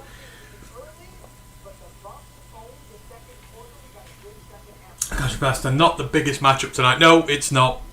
Again, hopefully in future these things are going to be on nights where there's a lot more matchups. It's just I wasn't going to be able to do tomorrow because I'm literally at work for 12 hours tomorrow, and I'll be back for the late slate, but I won't have time to prep for it properly like tonight, and with so much football going on, I'll not know what to talk about. So I at least wanted to just do a night this week where I had a game to watch, and then in future, because obviously midweek action will start, CUSA Tuesdays, things like that, so we'll have a full slate of conference football to watch at once, so that'll be the idea to do. You know, just have a second show a week, because again, one show it's impossible to talk about everything college football in a week, and for years I've kind of wanted to do a little bit more with the college pod, but obviously Ryan has a life, I don't. I sit at home on my own, so I have time to do this. Ryan doesn't really, so if we find ways just to have a bit more time to talk about things so I can fit it in and not have to talk about everything on the college show, that would be great. But yeah, this obviously puts the spotlight on some other teams as well. Like usually Colorado and Houston wouldn't really talk too much about these teams unless Oak was going on, so they get a little bit more of the focus on them this evening, which is nice. So yeah, hopefully we'll do one a week or one every other couple of weeks, but the season soon goes. This weekend is a quarter of the way into the regular season already, and it doesn't feel like the season started yet, so it's crazy how quick everything is done. Contrasting goes, little bit of pub for Prime. Oh, I think Prime would love a pub over here. I imagine. I don't know if he'd drink what we drink here. I don't know what Prime would drink. He would strike me as being teetotal, but I could be wrong. You'd all love the stuff we do here, though. Mile Marker goes, Colorado has a good punter, Houston a great field goal kicker. Yeah, actually, the special teams has been really good. Houston's kicker has been tremendous. In fact, we can do that while I'm waiting because I have PFF at my disposal. Let's go and have a look at what his career numbers are and see what he's about. Ethan Sanchez on the year so far, his first 2 games, he is 8 of 8 on extra points. He is 2 of 3 on field goals. All the field goal attempts have been from more than 40. Well, he's had 3 today. He's had 1 from 50 plus and 2 from 40 plus. So he is now going to be 4 of 5 on 40 plus and 1 of 1 on 50 plus. See what he's like over his career. He's draft eligible this year. He has been Old Dominion's kicker for the last 3 years. Ooh, okay. I like my Old Dominion players.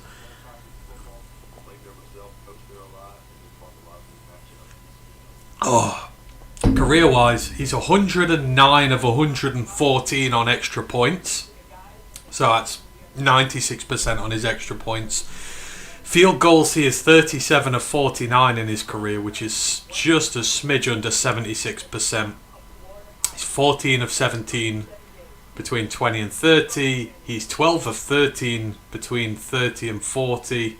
He's 9 of 15 between 40 and 49, and he's 1 of 3 from 50 plus. So kind of goes down a little bit, but his long range accuracy's been better this year, and he's pretty clutch from within as well. So who knows?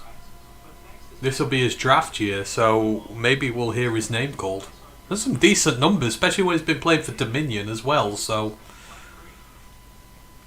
he had an extra point problem last year, though. He didn't miss one in his first 2 years. He missed 5 last year. But he's perfect this year, so we appreciate that. As for Colorado, let's have a look at Colorado's punter, see what he's at. As we can while we're in the break, because we've really got nothing much else to do at the minute. Damian Greaves, 4 punts for 170 yards, averaging 43 a go so far. Or Damon Greaves. Let's have a look at Damon Greaves in his career. Yes, PFF, I am looking for a punter. Punting. He is a 3-year punter. Spent the last 2 years at Kansas before this. 76 career punts, 3,152 punting yards, a 42-yard average, net of about 38. Not much in return, doesn't give up much returned. Hang time is about 3.8 seconds. He grades pretty well. He's got another year in college though, he's a junior this year.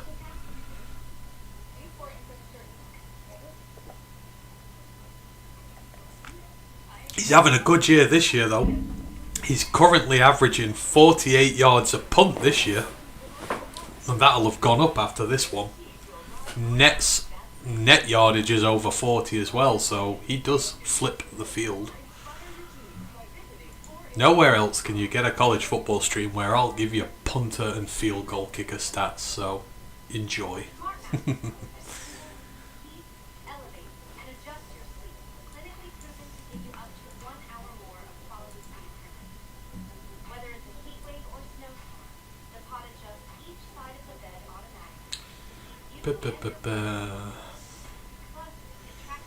Yeah, stats so far. Ryan's on Colorado's side. Ryan Staub is 12 of 18 for 120 yards.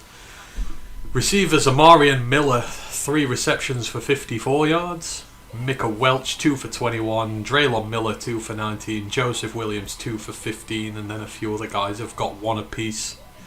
Running back Simeon Price has 4 carries for 49 yards and a touchdown, including that 32-yard touchdown run. Staub himself has 5 carries for 32 yards, about 6.5 yards a clip. And then DeKalen Taylor has 2 for 11. Houston's side, Weigman is 7 of 14 for 112, so he's only throwing at 50%. Not been his best day. He's rushed 8 times for 71 yards though. He's got 9 yards per rush so far. Main running back Dean Connors is 7 of 29. 7 carries for 29, 4 yards a carry and a touchdown. Stacey Sneed has 6 carries for 17 yards, so run game's going about 3.5 yards a clip, which is not the healthiest. Tanner Koziel, the star tight end, has 2 catches for 30 yards. We've not seen him as much so far. I would like to think they're going to get him a lot more involved in the second half. They need to. They need to use him a bit more. They've taken a few shots at him in the end zone, but nothing going for him so far. Yes, I'm still here. Oh, it's the guy watching this. See, we have to rely on YouTube streams over in this country to watch college football, so I am at the mercy of it a little bit, but streamers usually show most games over here and they're pretty good. Just when the big games are on, they keep copyright striking them, but for something like this, they won't.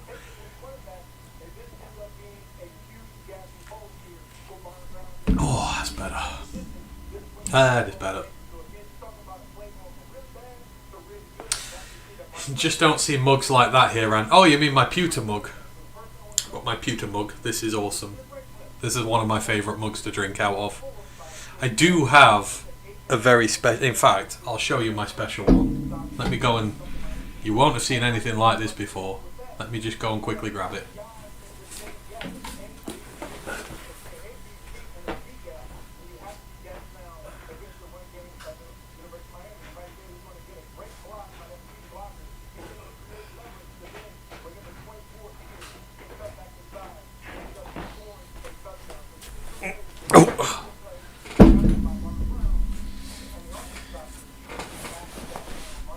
And I'm back again. They're just showing the USF game from the other week. I'm so happy for USF. Goalish and the Bulls deserve everything they're getting at the moment. Right. This. You think this mug is nice. Like, the pewter mug is lovely. We love our stuff over here. This is my prize and beauty. Look how big this thing is. It's bigger than my head. This is the size of which it's at. I bought this in Iceland about 8 years ago for about 80 quid. Don't know what that is in dollars. Probably over $100. This is the most beautiful handcrafted thing in the world ever. Got a nice little lid on it. Does it all proper and everything. I have never once drunk out of this. It's too pretty. I daren't drink out of it. I spent all this money on it. This is a proper Stein. Proper Stein. Got the Icelandic flag on. I love ice. I've been on holiday to Iceland like half a dozen times. It's one of my favourite places on earth. But I was in the airport at Reykjavik coming back through customs there, and I saw them. There weren't many. There was this handcrafted stall that they got, and I got some money left over from the trip. Somehow, despite how expensive it is, and I saw that and I'm like, yep, I'm gonna drink out of that thing. I got it, I bought it home, put it on my side, went to put a beer in it, and I went, you can't put a beer in that, you've just spent the best part of 100 quid on it, and it has stayed on my side ever since, and I love it. I love watching it. I refuse to drink out of it. Maybe if the Lions win a Super Bowl, I think maybe I'm saving it for a big occasion. Or if I get some rare 100-year-old beer or something like that. But yeah, that is my pride and joy. And I've got my drinking horn as well. Can't tell. I love drinking utensils and stuff like that. I've got 2 other Steins as well. I love having nice mugs to drink out of. It's Oktoberfest over here soon, so do you guys do Oktoberfest over in the States? I would hope you do. Yeah, Marmarker, I've got the drink. I have the drinking horn on stream sometimes. Not very often. I got this from my mum. I think it was my mum for Christmas. It's so delicate and intricate, like the way it's done. It looks like it's marble. But this thing fills a full beer in it, and I must admit, I feel incredibly manly when I'm drinking out of it. I feel incredibly manly. My marker goes, I love that story. Yeah, it's something terrific. Yeah, I'm saving this for something now. Like, it's been that long that I will eventually use it, but I need it to be an important part of my life. Like, if I ever get married or something like that, I don't know, weird. Or if the Lions win the Super Bowl. If the Lions win the Super Bowl, I'll use it. So, it is beautiful. It is beautiful. I love that thing. You do Oktoberfest in the bars. Yeah, plenty of German culture in the Midwest. My dad frequents the Hofbrau house in Cleveland. I think we've got a Hofbrau house over here. Don't know if it's the same entity or whatnot, but Oktoberfest's a big deal over here. Like, we Brits love Oktoberfest. But Going to Germany's the best one for it. I'm hoping the Lions come to Germany next year, and if they do, and it's in October, you come and experience the real thing. But we went to Hamburg, which is the student city in the north. Like, everyone goes to Berlin and Munich. It's just really expensive. Everybody goes there. They rip you off. They charge prices through the moon. We go to Hamburg, which is the student cities, and the student cities are cheap. And my God, you come back with a hangover from hell, but it's worth it. But yeah, their Stein's there. Like, it's a weightlifting session. It's a physical weightlifting session to try and get those things up to your mouth. And the lasses there, they walk around with 6, 7 of them in their hands, serving them to you. And like, yeah, this is fine. Like, gotta have some great biceps to lift those things. But Oktoberfest is so fun. I love it. Big steins full of wheat beer. Bavarian coffee, which has got peppermint and Kahlua and everything, and it's really alcoholic. It's really nice, really warms you up at night.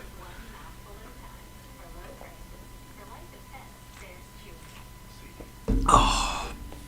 But weirdly enough, England, it happens in September, not October. Go figure, but hey ho. Not got any plans to do anything this year, so I'm gonna have to find somewhere to go and do it.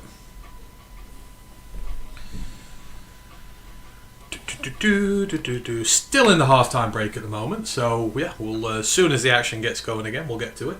It's a nice brisk 2:30 in the morning here, and I'm still wide awake.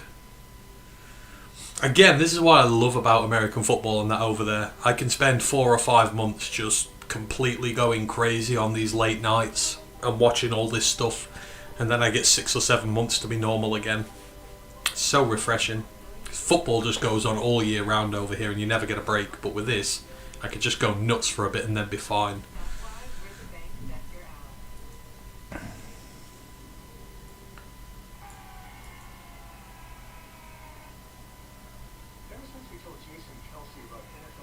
Oh no, Tariq Skubal left tonight's game injured. Oh dear. Hope that's nothing too crazy. Tightness in his left side. At least it's not elbow soreness. The one thing you never want to see with a pitcher ever. I got any other mugs in here? Nope. Just a stein, a horn, and a pewter cup.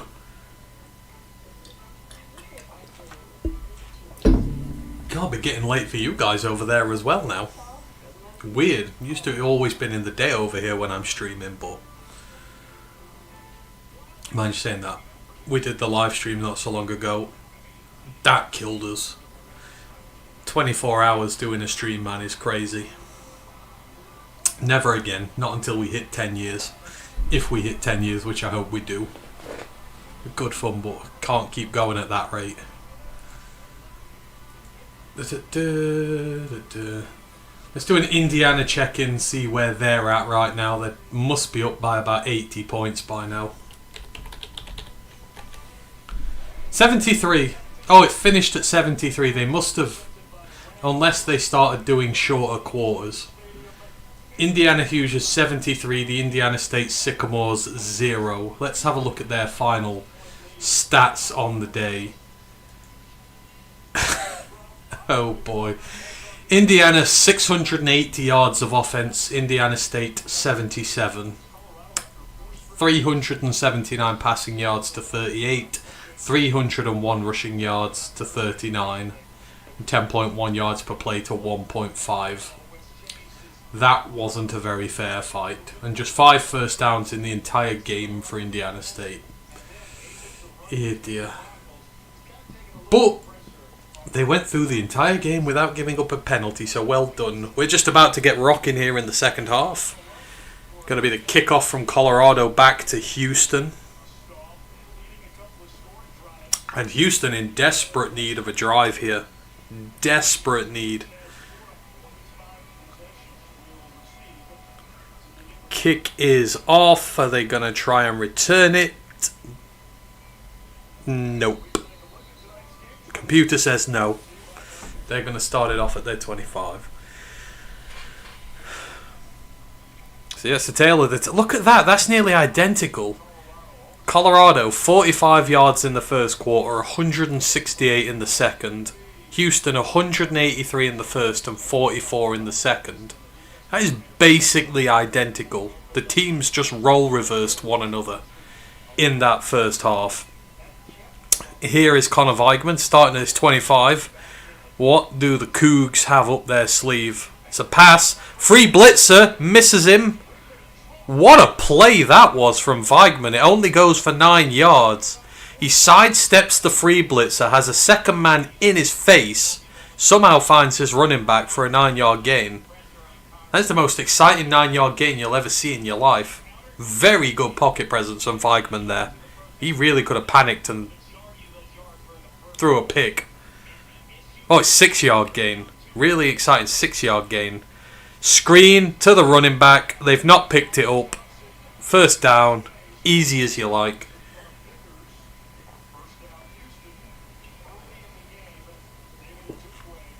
Oh, I'm thirsty today.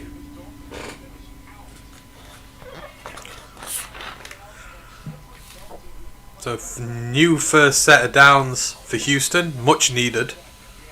Didn't want to go 3 and out to start this half. That could have set a bad precedent for them. They're at their own 36. Handoff. Going nowhere. Swear number 92 just RKO'd the running back.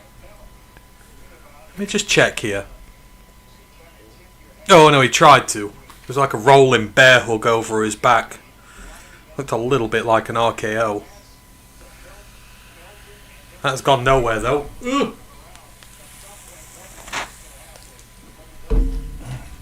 Get more of this over me than in me. Damn it. Fuck's sake. Pass outside. Oh, juke inside from the running back. Great tackle to save the first down there. This is going to be about a 3rd down and 3 or 4. Just a little toss from Weigman out to his running back. Misses one, but really good tackle from the linebacker. It's 3rd and 3. Early chance for Colorado to get Houston off the field. Just 2 minutes into the second half. I'm covered in my drink. Oh.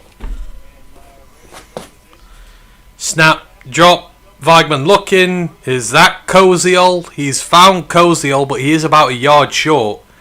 He does this weird handstand because he's getting held in the air. 4th and 1. How brave are Houston going to be here? Feel like you got to go for this. This is like a 4th and inches. Bring in your short yardage quarterback. Don't line up in shotgun. I hate that.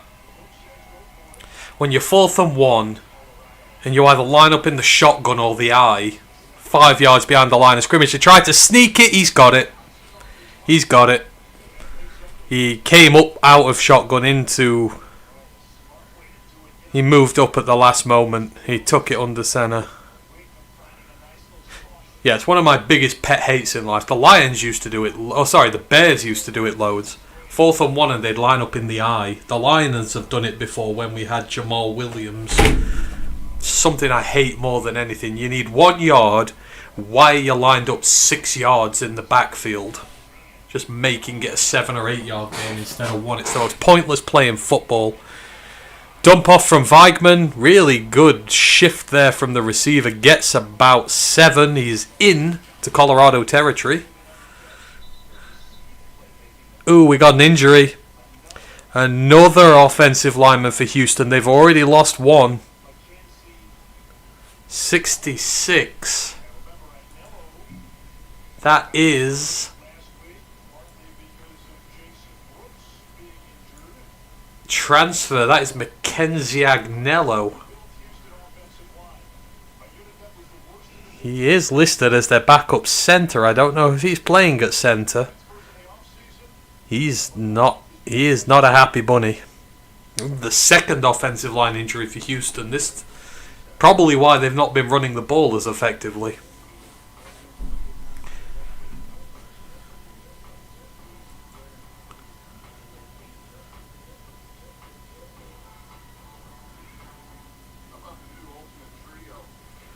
Contrapest, missed you on the preview pod. Any major position group matchups you focused on for Sunday? Yeah, I was at work and I didn't want the guys to have to wait. They were going to wait till like 11:30 at night for me. I'm just like, get on with it. It would not be fair of me to keep you up that late. Position groups for Sunday, I mean, it's... For me, it's defensive line, ours. I know they're going to stop the run well against Chicago, but it's how do they do with the quarterback. You saw what Caleb was doing the other day against the Vikings. He was getting out of the pocket, he was running the ball very well, and I'm worried about that because we have to bring an extra blitzer. Because our front, we can't rush 4. We couldn't rush 4 against Green Bay. So the trouble is when you can't rush 4, you're having to bring a blitzer up. And generally who that blitzer is for us would be a quarterback spy or somebody you're going to bring up to, keep Caleb in check. And you can't have that guy because he's up blitzing. You've got to overcommit men. Like, the front 4 have to be better. But I said this during the preseason. The Lions don't have guys who can win one-on-one off the line of scrimmage when it comes to pass rushing. And that came to fruition in this one. We got no pass rushing defensive tackles and we've only got Hutch on the edge, and Hutch is getting double teamed every play. There's only so much he can do. I worry that Chicago and their good interior will exploit that. It'll be tough to rush Caleb. And they'll just chip. We've got to find something. We've got to find a way of doing it. But that's the matchup that will live or die by it. We've got to keep their offense quiet. Because I'm not sure what kind of points we're going to put up. But we've got to show the defensive line can do its business. It's going to be what makes or breaks us this year. The amount of sacks we can get. And yeah, we need a lean back, basically. We need a lean. But we're not going to get him till November. In the draft next year, the Lions need to prioritise guys who can pass rush. I've said this until I'm blue in the face. They've gone so heavy on guys who can run stuff, which is great. Like, I was watching the D-line the other day, the run defense plays, they're so good. When they've got guys coming at them, they can beat them off the line of scrimmage so quickly when the offensive linemen are coming at them. But when it's you going towards them, that's where the problems stand. And I heard Matt chatting about it earlier, like somebody's got to step up and show themselves as a second pass rusher. Because what's happening with Hutch is just... And one thing that's bugging me with Hutch, his wide 9 alignments are so wide. Again, it's another pet peeve of mine. I don't mind the wide 9 as a pass rushing, a position. But in the NFL, when guys are throwing within 3 seconds, playing at the wide 9 and trying to beat a double team takes a lot of time. And even if Hutch can beat these guys off the line of scrimmage and can beat them quickly, he's still having to cover vast distances to get to the quarterback. And for that to work, the rest of your line has got to collapse the pocket and stop him from throwing. And it's just not possible. And he's so far out. He was getting, like, so many times the ball was coming out of Jordan Love's hands and he was 3-4 yards away. I just despised I talked about this with him last year. I know he got a lot of sacks, but he came inside a bit more. But the defensive line is what I'm looking for. That's what's going to make or break us. And obviously our offensive line, but I'm hoping this week they've learnt a bit. You've got to go outside the tackles more. But if Manu's playing, we're in a whole world of bother. 2 rookies and Glasgow on the interior and Manu at the left tackle. You've got to run everything through Penny. Like, everything. We have started up again. Houston still driving. They're 1st and 15 though. False start penalty. Taken 5 yards on this drive. 5 yards. 5 minutes, even though they've only gone 30 yards. They're at the Colorado 45.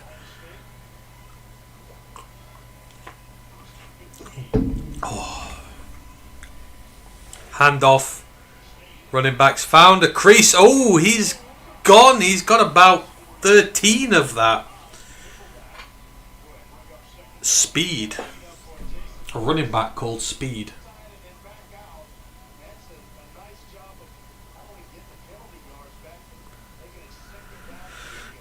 Oh, it's 2nd and 4, so they got 11. Oh, bad snap. Weigman does really well to cover that. Throws it away. That's a bit of a busted play there. That's really good from Connor Weigman. That was a really wild snap. That'll have woke Matt out his sleep. Tips it up into the air, Weigman does. Gets a lucky bounce, but gets it, starts running, throws it away. Just really safe. Don't put the ball in harm's way. Live to fight another day. It's still 3rd and 4. Very manageable. But again, massive down here for this Colorado defense. Houston 6 of 11 on 3rd downs. Average yards to go 5.5. Again, you don't really want your 3rd downs to be that long. They're going to run it. And they're going to run it nowhere. Oh, I hate that play call. Oh, there's nothing I hate more than on 3rd medium and longs when they run it through the gut. 4th and 4. They're hanging. They are hanging.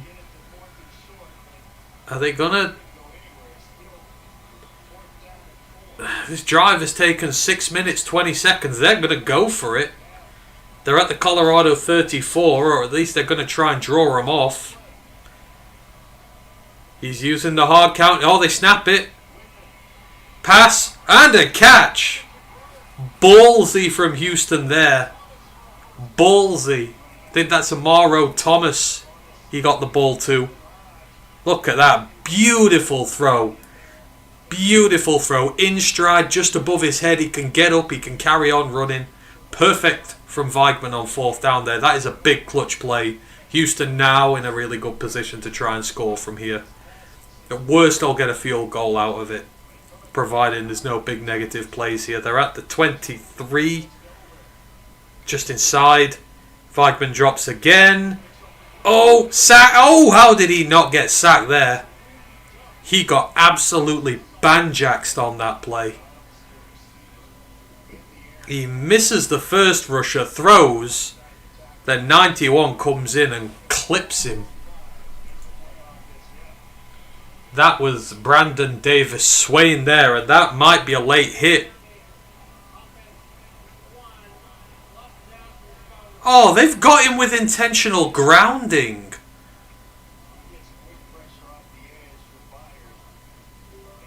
Oh, that seems harsh. He's got a big 320-pound defensive tackle about to maul him and throws it away, and he's been done for intentional grounding. That might derail Houston's drive. That's going to put them in 2nd and 20. Got to get some yardage way back at the 33 now. Oh, quarterback keeper. He's found a gap. Oh. Is he alright? No, he's good.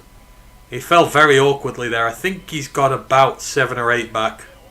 He's got a decent chunk. It's still going to be 3rd and long, but in terms of a field goal opportunity, it's going to be easier now. This Houston kicker has been nails all day.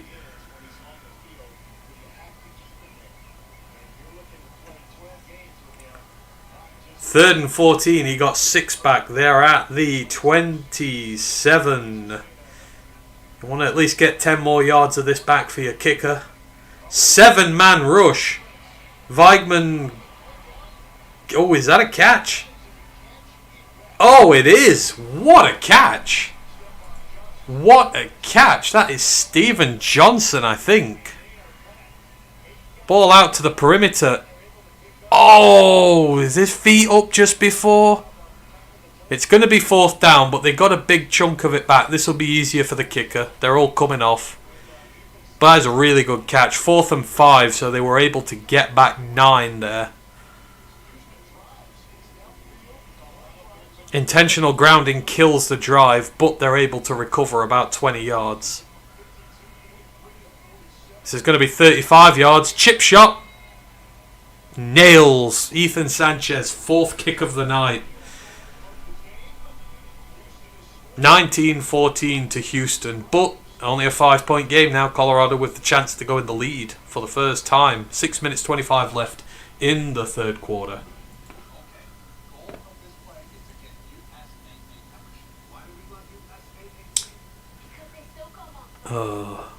Back to the Lions anyhow. Any other matchups with the Bears? Defensive line. Ooh. Don't think so. It just comes down to trench warfare for us.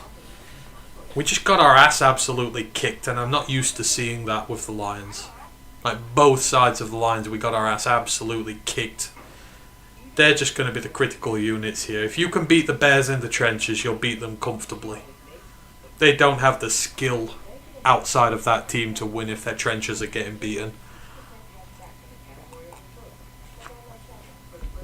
But again, we really need Decker to play. But I don't think he's fully healthy either. And when Decker's not fully healthy, he's more a liability than good. So it's which poison do you pick? Do you keep him for the Ravens? Imagine we got a long week off for the Ravens game, so you've got 8 days. You hope you can get him through it, but we need Decker for the Ravens game as well. This is a really big game for the Lions. Really, really big. Can't go 0-2 and then be going to Baltimore. You start 0-3. The trouble is, when you get to that, yes, you can still win, but it's psychological. You got the Browns after that, and you should beat the Browns, but then you play the Bengals. It's going to be tough against the Bengals. So yeah, if I had a choice now, if I was to use Decker against the Bears and risk his availability against the Ravens, or heal him up so he's 100% but he misses the Bears game and he plays against the Ravens, I would take the latter. Because you can't risk a longer injury for the season. We just can't risk that. Unfortunately, this is the Lions' lack of investment in the offensive line coming back to bite them. Specifically tackle, not in the interior. They've done that, but for years we've been saying they need to invest properly in tackle and they've just refused to. And this is the problem you have when you don't have a good third tackle. And I know the guys will quit back and say there's not many teams in the league with a good third tackle, but I will quit back and say you can draft one. You've got to play him inside for a bit, but you can avoid this. All our linemen are they are versatile in the interior. None of them come to the outside. So Jamarco Jones is done for the year. Like, everyone we've had as a backup is out for the year as well, which is Colby's out. It's crazy, the luck we've had. They should go out and trade for somebody. If Cam Robinson's still available, which they were chatting about a month ago. I don't know if he's been traded yet, but I'd go out and get him in a heartbeat. We need a good third tackle, and Manu ain't it yet.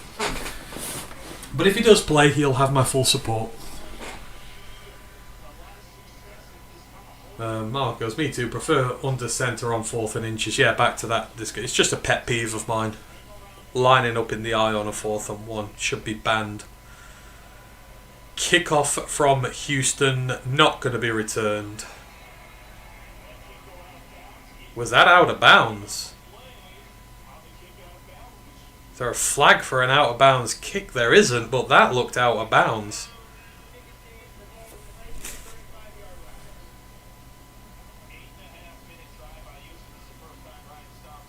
No, I don't think they got him for it. I thought that was out of bounds. Should have been a penalty.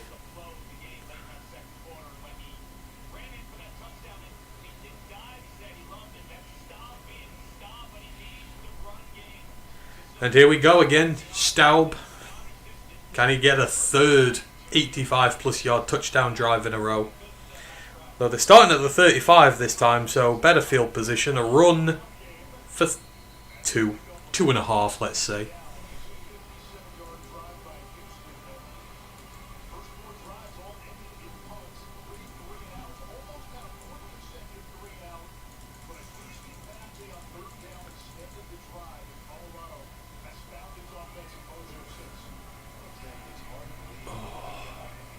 Alb. Ooh. That was a very limp throw, as they say. That one didn't have much pizzazz to it. Short of the sticks anyhow, 5, but they've been struggling to stop these drives, and they need a touchdown. They need to get their offense back out there. Allen Jr. again. He's been very impressive so far. Some of these D-line prospects for Houston are going to have to be studied close. Snap back, quick. Number 8 for Houston. That is Kentrell Webb, I think.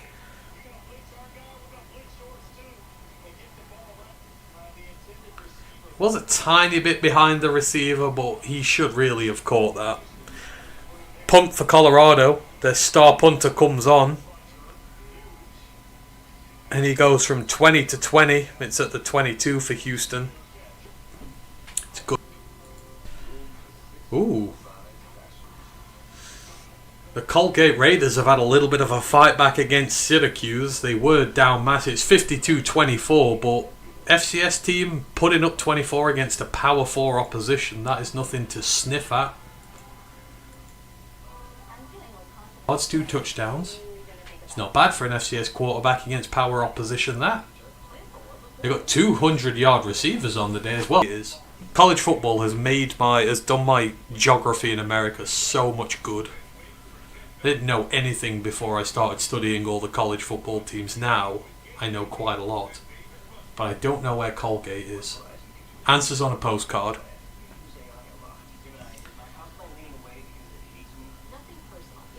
I think we do have some late kickoffs that we may move over into here.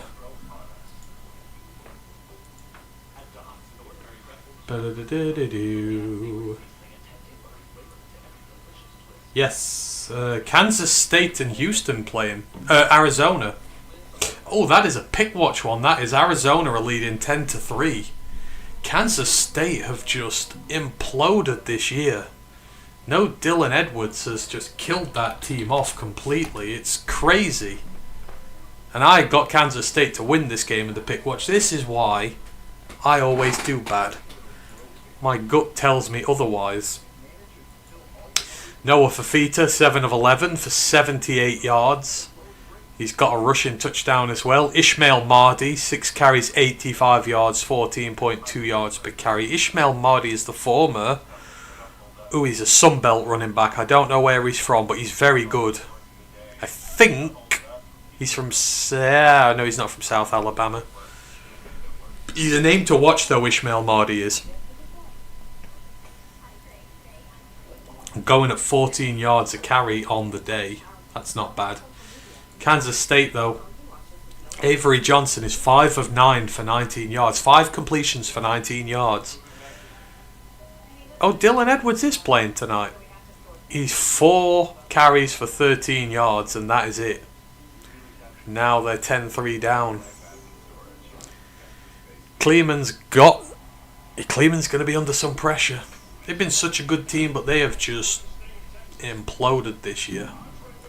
Keep an eye on that one. I think New Mexico are playing later as well. But we will conclude when this game has concluded, and we will let those go on.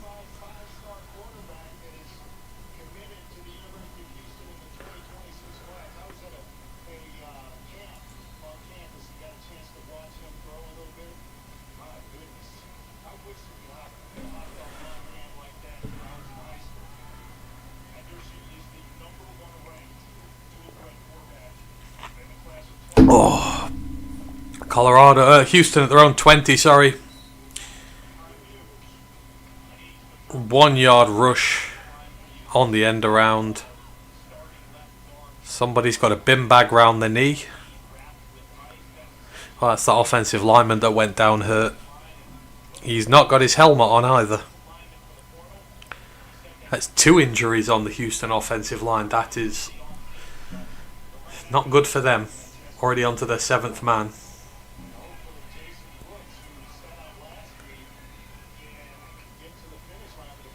Feigman, toss out.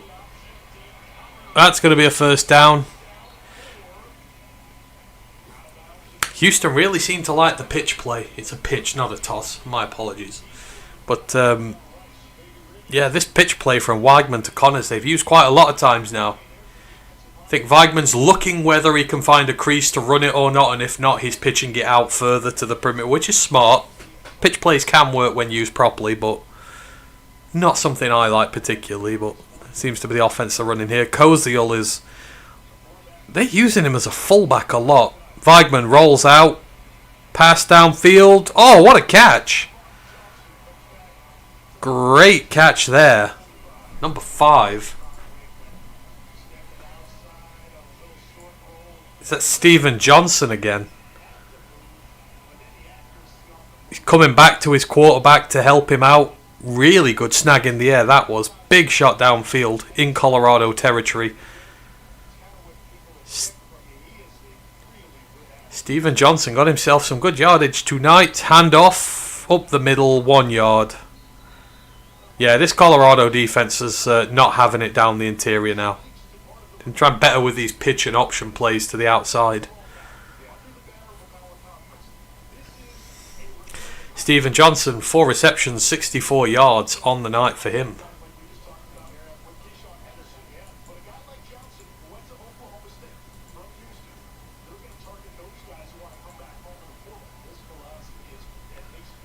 What's his story? Receiving. Big shot downfield. Oh, there's a flag. I think they've got the DPI call here. That was all the way down at the 5. Weigman heaved that thing downfield.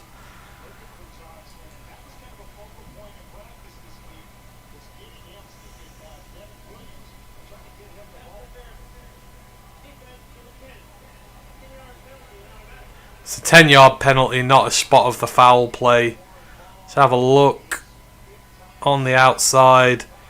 Yep, all over him. Easy call. Always gets me when they just blatantly commit DPI. The ref throws the flag and they're in front of him going, they've got their hands out. It's like, please, you ain't fooling nobody. Another first down for Houston though. They're driving deep into Colorado territory now. Touchdown here would put a lot of pressure on the Buffs coming to the end of the third quarter. Weigman 7 of 8 for 57 in the second half. He started well there at the 29. Let's see what they do. It's a handoff down the middle. Oh, he's found a gap and he's got about 9.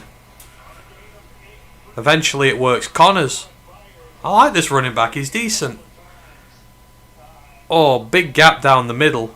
Right guard and the centre pulled like a trooper there. Made a great gap down the middle.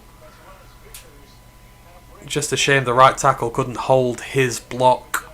That would have gone for a touchdown potentially if he had. Because the running back would have been one-on-one with the safety. Bayard, the safety for Colorado, 11 tackles already. 2nd and 2 is converted. Connors again.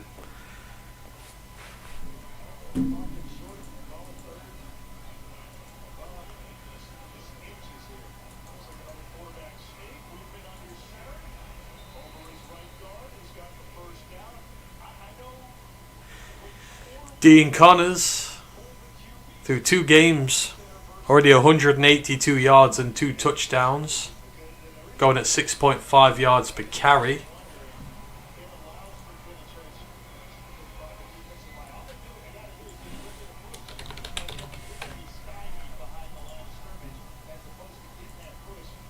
He's at 58 yards and a touchdown tonight. Another pitch play. Oh, that looked like a trick play. Connors comes back out. Weigman on the outside throws a block. That is a touchdown. What a play. 2nd touchdown of the night for Dean Connors, the running back. And that looked like it was going to be a trick. He's hurt. Oh, he's hurt. They're calling over. He took a nasty hit on the way down. Oh, he fell right on his shoulder. Ooh. Oh, that wasn't pretty. He stayed down as soon as he was over. Oh, he landed right on the ball of his elbow. Eek. I don't know if he's in. They're looking whether he's in or not. Is he... Oh, his knee's down. He might be inches short. Oh, this is close. Oh, give it him. He's just literally blown his elbow out. Give him this.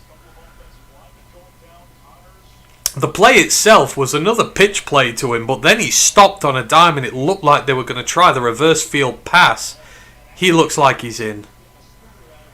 It looked like they were going to try the reverse pass. There was nothing on, and all of a sudden he just changed direction, came back across.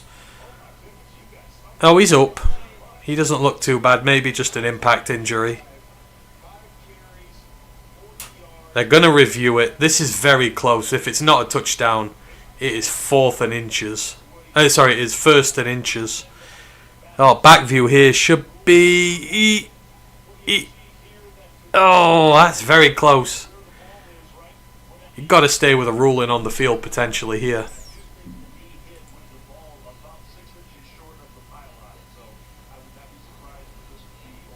This might take a while. Connors is Hawaiian, believe it or not, is he? Oh, wow.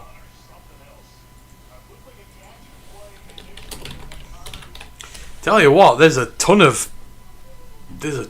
good Hawaiian players at the moment in college. Not the less on his own team, not the less on their own national team out there. I think Pafele Ashlock leads the country in receptions at the minute. Oh, you're right. Kamwela, Hawaii.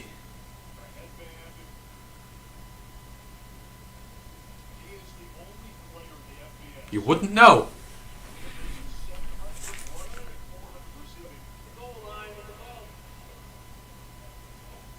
Oh, they've not given it. This is going to be fourth and inches. This is just a backbreaker if you've got the touchdown there. Like, give him the carry. There's no worse than a guy who does all the work to get to the goal line, is like an inch short, and then someone comes in and steals his touchdown. It's going to be first and goal. The distance to the end zone is the distance, you know, like my hairline. It's about the same distance. Or the length of my hair, should I say. Oh, he's on the sideline. This is brutal. Man deserves this. Just send him in and push him over with the tush push. Looks like Weigman's going to sneak it over. He's in. Touchdown, Connor Weigman. Houston up 25-14 with the PAT still to come. Which, if converted, 12-point lead. Oh, Connor. I love you, Connor, but you can't steal this touchdown. You better go over to him and give him that ball. That's just mean.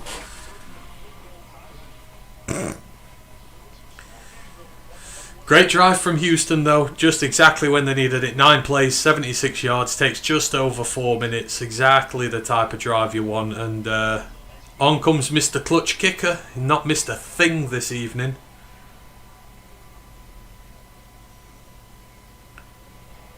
Kick is up. Kick is good.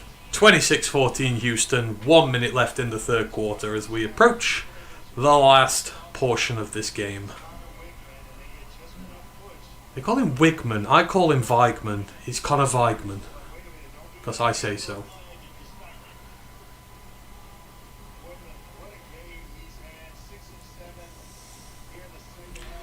6'2", 190. Perfect. Perfect height for a running back, that. Could have an ideal running back and build him. What would yours ideal running back size and weight be? For me, something like 5'10", 225. That is like my perfect running back. Got to be a little on the smaller side. He's got to be built like a fire truck, though, with some decent speed.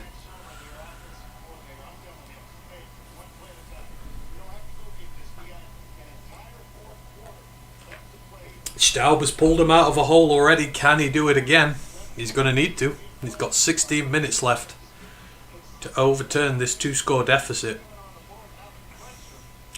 Houston be going 3-0 on 3-0 on the year. Be a good start for them, although this will be the first big win they've had. But wins are wins. Return to the 20, to the 25, to about the 29. Decent return there. Certainly not going to be starting up near their own end zone.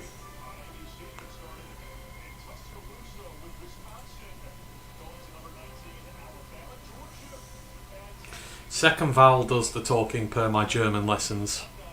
It does. Oh, Wigman. Yeah, it does.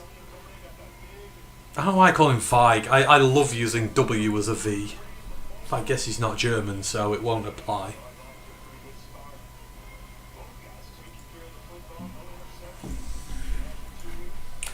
That is a good question. Let's have a look. If I'm a betting man, I'm going to say Houston were probably favoured by about 4, but we'll have a look. Staub all over the place. Sacked! He was looking, there was nobody open. Number 90 for Houston. That is Eddie Walls, the third. The brand of sausage has just sacked Staub. It's good cover. This is a coverage sack. This is. He's got nowhere to go. Right tackle can't hold that block forever. Oh, look at me being great. Yeah, Houston favoured by 4.5. I didn't check that beforehand either. Oh, he's been sacked again. Oh, he did so well to avoid the sack here. They're teeing off now. They're up 12. They're in sort of more obvious passing downs. This is just a... They've got a 4-man front, 4-man rush. Oh, this right tackle's having a rough day for Colorado now. Seaton, look at that. The left tackle. Jordan Seaton just killed somebody. He is the super 5-star recruit from last year who was in his sophomore year. He's going to be an NFL tackle one day. It was just, did you see that? He had the guy's face and was burying it in the ground. That was brutal. End of the third quarter, 26-14 to Houston. Oh, man. Oh, I love that from Jordan Seaton. The right tackle's getting beaten all ends up. Seaton's just like, nah, I'm not dealing with any of this. I'm just going to kill whoever comes up against me. But yeah, the betting favourite was Houston by 4.5, so they're covering by a lot right now.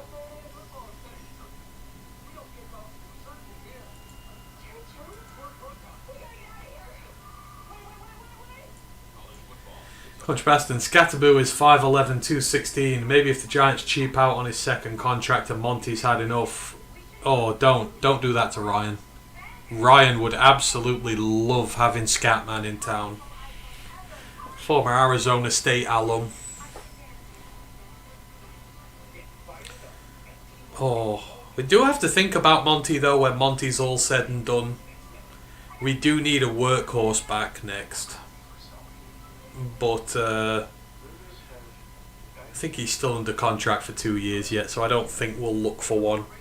Depends on what happens with Varkey, but even if Varkey develops, we'll still need another Monty when he's done. Next year's going to be interesting because the cap's going to be squeezed. But obviously this year will depend a lot on how panicky they'll be.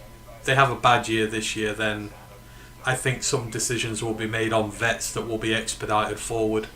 Maybe Decker, maybe Monty. Because they're not going to have enough money to pay everybody. And the vets are going to be the ones who suffer. Anzalone won't get a new deal. But it's worrying. I know we all want the youngsters to stay and we want to pay them all, but the fact is we just can't afford to. It won't just be one. It'll be multiple ones of them. Especially now JMO's been paid. Like, you can't keep paying these level of deals to people and have a balanced roster. So you've got to make cuts somewhere, and unfortunately the vets will be the ones that get cut. Obviously Reeder's done this year, Anzalone's done this year, but I'm thinking, yeah, guys like Decker will be in trouble. Especially if they find a left tackle in the first round of the draft.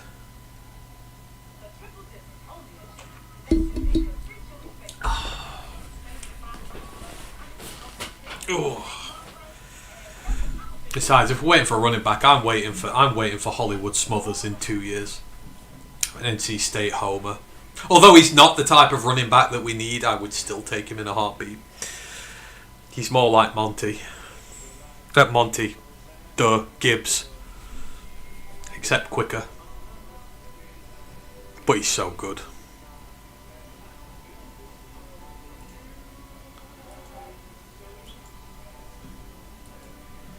Just waiting for the fourth quarter to begin.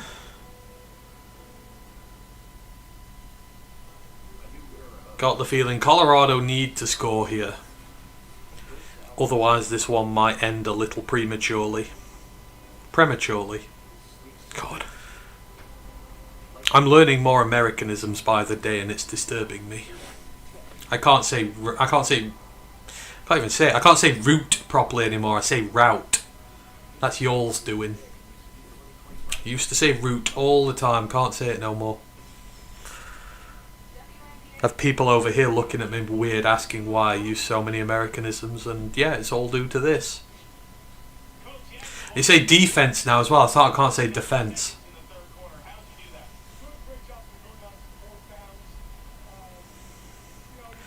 Wow, look at that. Houston's third quarter time of possession, 12 minutes 49 seconds. So that means Colorado had the ball for 2 minutes 11 seconds in the third quarter.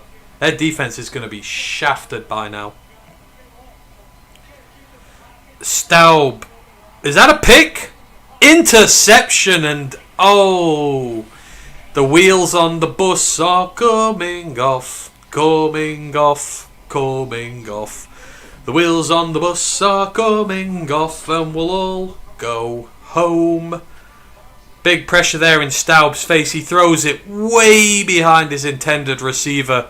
Straight to numero 0 on that Houston defense. Numero 0 is Blake Thompson, the safety. Man, that was a bad throw. That was at least 5 yards. Probably 6 yards behind where it needed to be.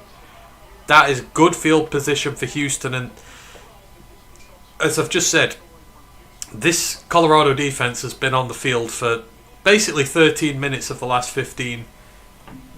It's going to be absolutely knackered now.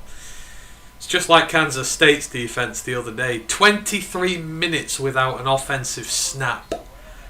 I can't even begin to think how brutal that was for them to have to deal with that much. But Bayard again, he must be nearing 15 tackles on the day, that safety. He looks absolutely exhausted.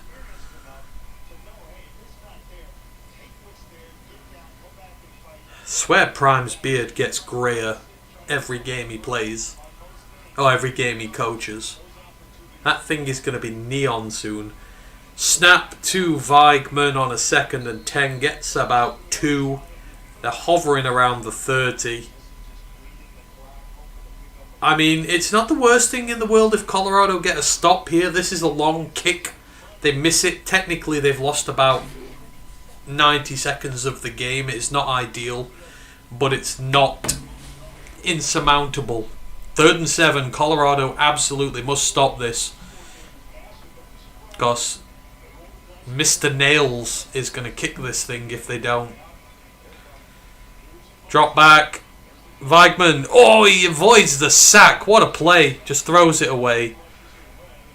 And Ethan Sanchez is going to come out for another long kick from 37. That's going to be, what, about 52, something like that? Weigman does so well to avoid the sack here. Free blitzer off the edge. This is what I really like about Connor Weigman. He is calm in the pocket. It's just the throwing sometimes a little inconsistent. It drives you crazy. Where are we at here? 50-yard field goal attempt. He's made 52, 43, 47, 35. Hits it. Oh, it's drifting. I think he's missed. He's missed. There's a flag. No way. Holding on who? Who's held?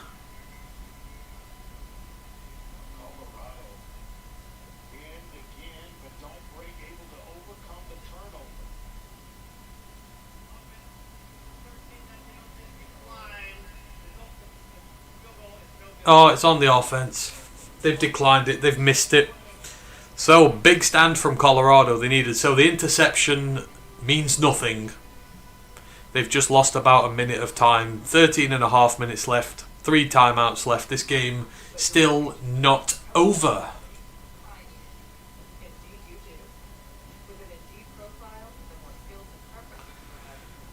Big opportunity missed by Houston there, though, to kill this game. Big opportunity missed. And it's not going to be the worst field position for Colorado to start from either. They'll start from their own 32, but they're not too backed up.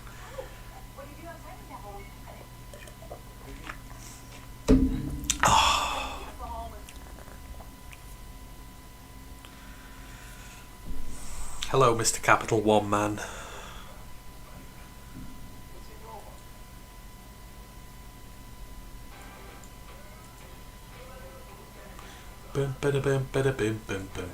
Let's check in on Kansas and how they're getting on whilst we wait for this.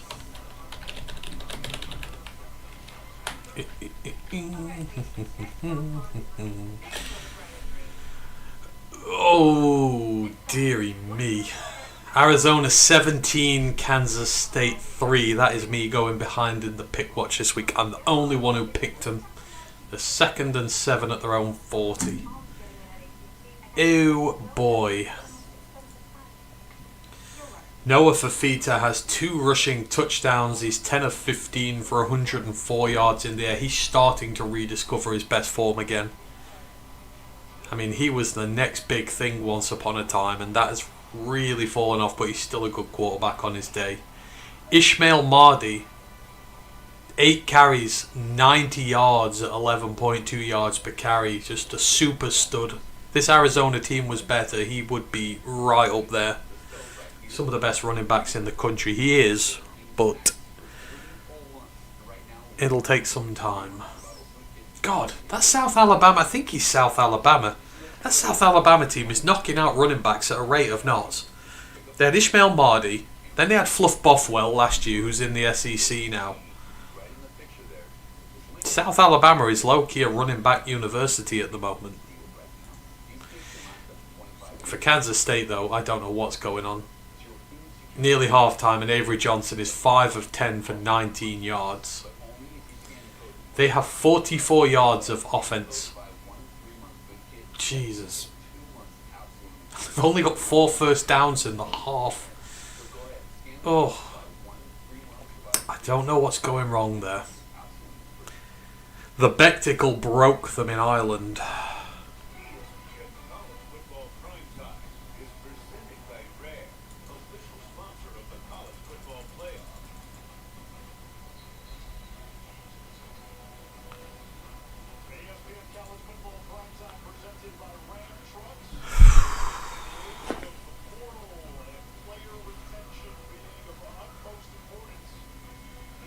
We're about to get going again.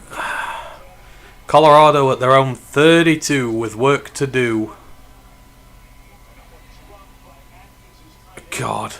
Tight end just drops that. God, that's another problem Colorado have had. They just can't recruit tight ends. Like good ones. That was right at him from about 5 yards away, and he just let that thing fall through. 2nd and 10 early, not what you want. Drop back, 3 rushes on. Staub hits downfield and another drop. That one was a lot harder. Williams right down the field. Let's have a look. He goes up. He catches it. Oh, he drops it. He's got 2 Houston defenders all over him, but he should have caught that. That's 2 drops in a row. Staub now 0 of 3 on throws over 10 yards down the field, but that wasn't his fault. It was a good throw. Drop back again. Another throw down field, and that is that picked? He threw it to 2 Houston defenders. No, they ain't got it. What was that? What was that? That was not good. 2 drops and what should have been a pick. And they have gone 3 and out in 16 seconds. Although what he has done is he's caused a collision between 2 Houston defenders. Oh, he's not good. That was a nasty collision. 2 of them went for it. One of them's just walked off. The other one's doubled down and over. Oh, he's He's all over it. Stampley. Oh, he's in cuckoo land there. He's seeing Looney Tunes characters flying around his head. I hope he's alright. But yeah, that's 3 and out in 16 seconds for Colorado. They make that stop after the interception, and then they've just given it right back to Houston again. Again, that defense which has been out there all the second half has had 16 seconds of rest on the clock. Cannot do that. It's all up to the punter again to get Houston put back. My marker goes, everyone dropped the ball. They did.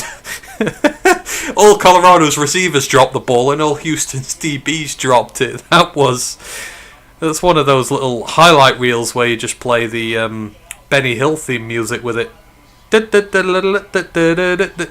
is going to be returned 30 to 35, the 40 to about the 42. That is a really dogged return from the Houston receiver, from the Houston running back, I think it is. He shouldn't have got anything there. That's a decent return. Sets him up in good field position at midfield. Yeah, like that was drop palooza. That one was crazy. No one could catch a thing. Couldn't catch a cold.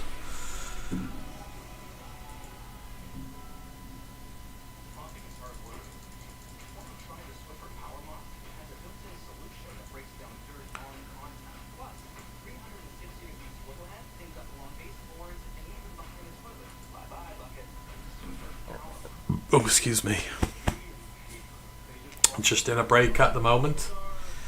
How do you feel about Faulty Towers, Ant? I've never been the biggest not because I don't like it. It's just one of those shows I've never really gotten around to watching as much as other things, as other sitcoms. I love John Cleese though. He's an absolute genius. But it was a little bit before my time as well. It was like a 70s thing, and I'm technically a 90s baby. But my mum loves it. I would watch it if it was on, but I don't go out my way to watch it.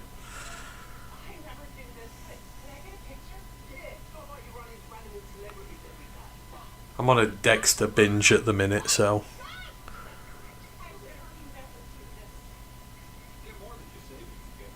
When it comes to the old sitcoms, the British ones, it's Only Fools and Horses and stuff like that, which are legendary. And Blackadder. I love Blackadder.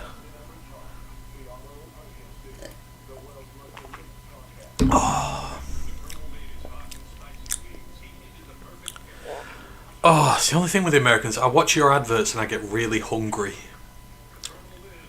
I'm really, really hungry. That's one thing I've noticed ever since I started watching these things. Oh, there's Outback as well.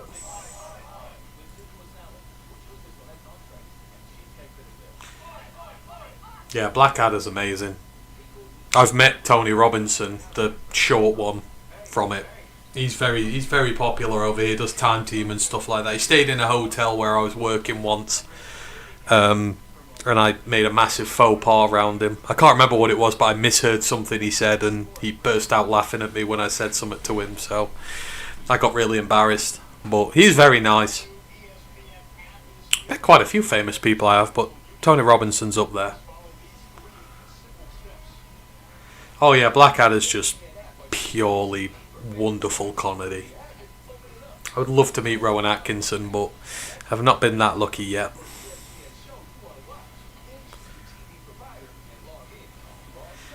You've watched every time team. That's impressive. There are a lot of time teams.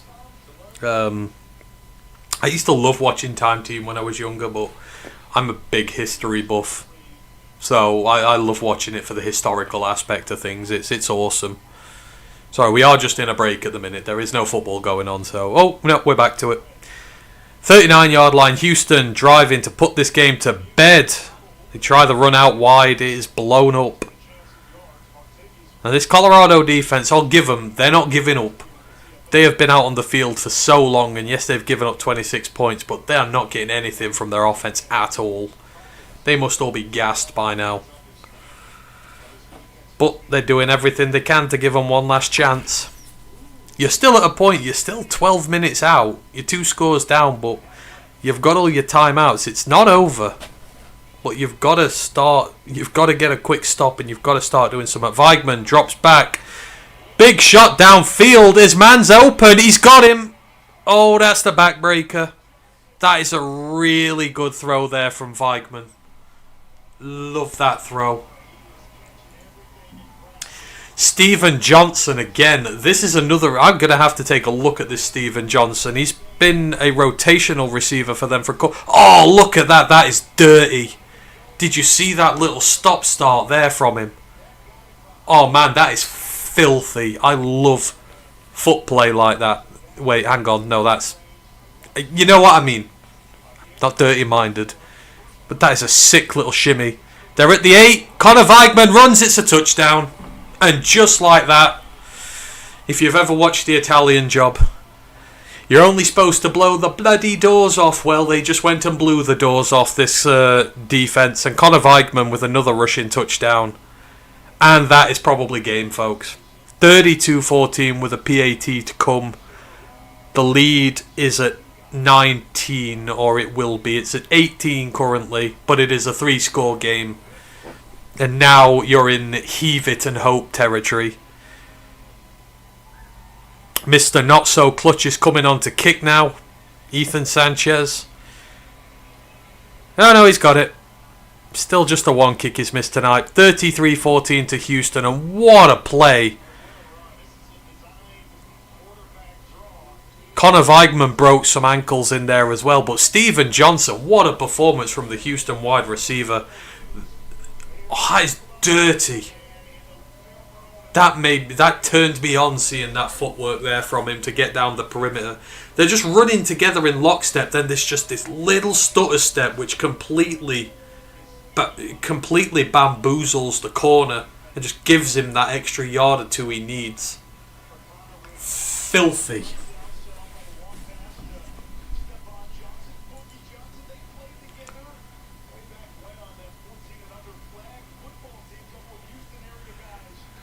Well, because I listen to a lot of old BBC comedy radio shows, fun to listen to while in the yard doing chores. There's a lot of good stuff from back in the day.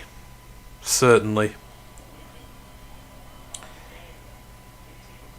Weigman has good instincts. Weigman's so good. I just don't... People down on him because now obviously he's had his chance at Tamu, but let's face it, no quarterback's really succeeded at Tamu in some time now. Seems to be a focus with a lot of their players. They just don't find the best out of them. He was a high 5-star recruit for a reason, and Willie Fritz is unlocking his legs now. This is bringing a new amount of danger, and he's doing it. And what I like about it, he's looking for the throw first. You don't quarterbacks who are just looking to run the football all the time. He's actually scouring the field, and if there's nothing there, he's taking off. They're designing a bit for him as well. Tell you. The thing is with some of these guys, when you, like I said, you know, he could have won the Heisman last year. Sometimes we just jump the gun on them a little bit. We've got to realise that they take time to develop. And sometimes what you see in them is not what you get right away. It feels like that with Weigman. I just went massively in on him because I thought, you know, he looked good. He did look good. But he just wasn't in the right situation. He looks in the right situation here. Colorado are driving. They're at the 33. Successful completion for a first down there. But 11 minutes left. 3 scores needed. Gotta go. No huddle. Still keep running the football as well. You're still 11 minutes out, so you still do have time on your side. You can run. You're not just in a throw-it situation, but throw they're gonna. They're just dinking and dunking at the minute. That's about another 8 or 9. Houston playing the bend, not break now.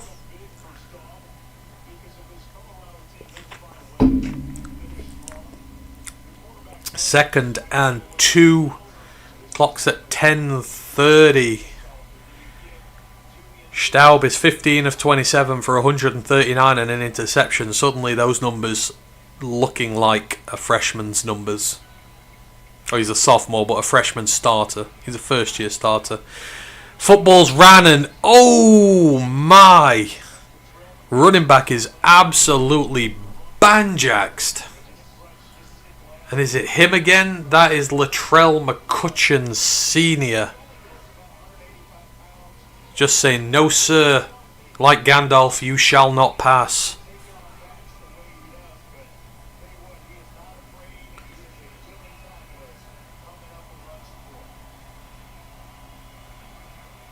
Third and 4. Drop back. Throw. Oh, that's a terrible throw. Threw it into the ground, basically. This is going to be a 4th and 4, and you would assume they're going to go for it. I mean, you kind of got to at this stage. This feels like the game here. At 9:40, you're still far enough away with timeouts and that you can manufacture 3 scores. If Houston get another possession here now, you're going to get it back with 7 or 6 minutes left, and you're going to be onside kicking for dear life. 4th and 4, this might be the game. Got a clear pocket, rolling to the right. Not so clear now, he's getting chased all over and he's getting sacked. He throws it. Turnover on downs. Number 9, that is Corey Platt Jr., one of the linebackers getting through. Look at that, he just blows through the running back's block. And look at that pursuit. Great play there.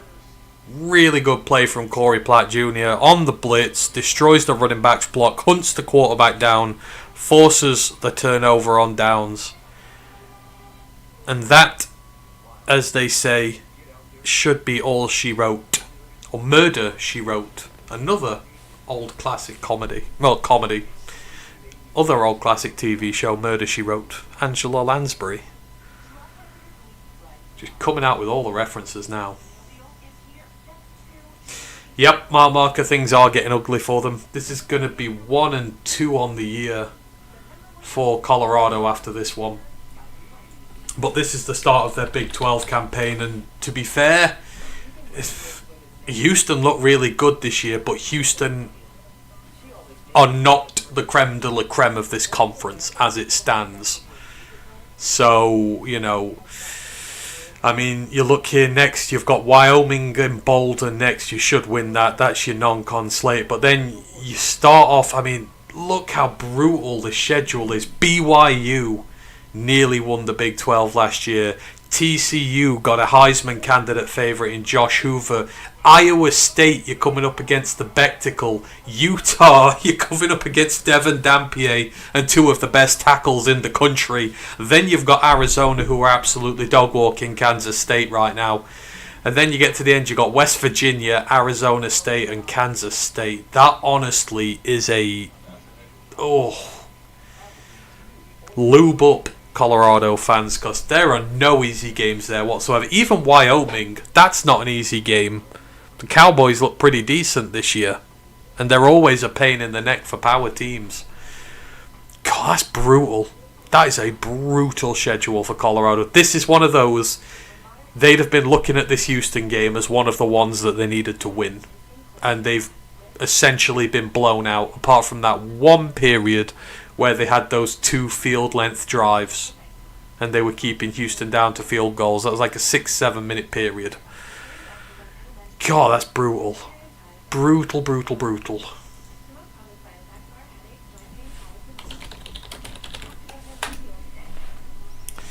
Kansas State down 17-3 at the half. The Arizona Wildcats are thrashing them.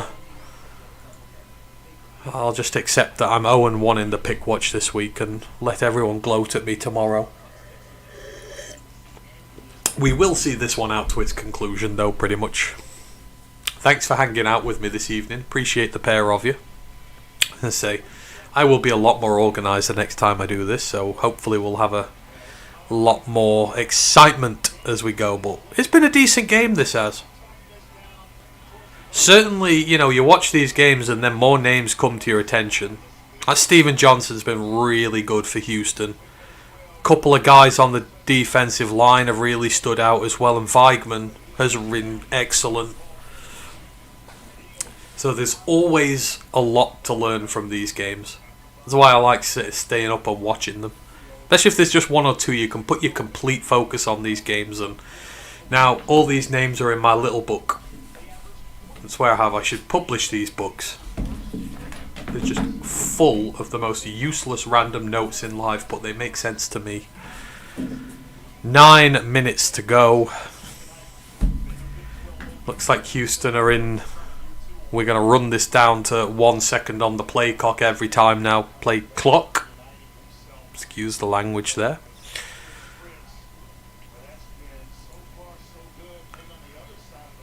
Yeah, there is some decent talent out there. It has been enjoyable. Like I say, it's been good so far this week.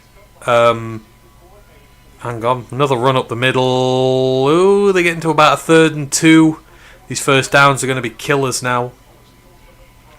This has been a tremendous week. I got NC State Wake Forest last night, which was excellent, truly excellent. And this is two teams I've not really watched a great deal. So yeah, I've gained a lot. It's just a shame I can't do the full slate tomorrow, but as I say, I would recommend, please watch the Backyard Brawl tomorrow. It's going to be tremendous. And on Pittsburgh's side, watch for Kyle Louis, their star linebacker. He's a star. Not that he's a star. He is a star, but he's also a star linebacker. He might be the best in the country, and I want the Lions to draft him when he comes out. I think he's a junior this year. But if he has a good year, I think he should declare. The Lions need somebody like him. 3rd and 3. Colorado need to stop. It's at their... Oh, I think... Yep, they've got the stop. It's going to be a 4th and 1, but they're going to be able to kick the field goal. The gap's 19 points at the minute, so it goes up to 22, so it'll still technically be a 3-score game. But you've got to hit a 2-pointer from one of your 3 touchdowns. But yeah, on Colorado's side, Bayard, that safety's been really good. Been really impressive. He must be up by about 15 tackles by now. He was up at 12 before the half, so the amount of snaps he'll have taken this half, he's got to be up there. Yeah, Colorado defense is knackered. Houston are going to take the field goal, and that's sensible. Don't do anything stupid. Don't turn it over. Just take the points.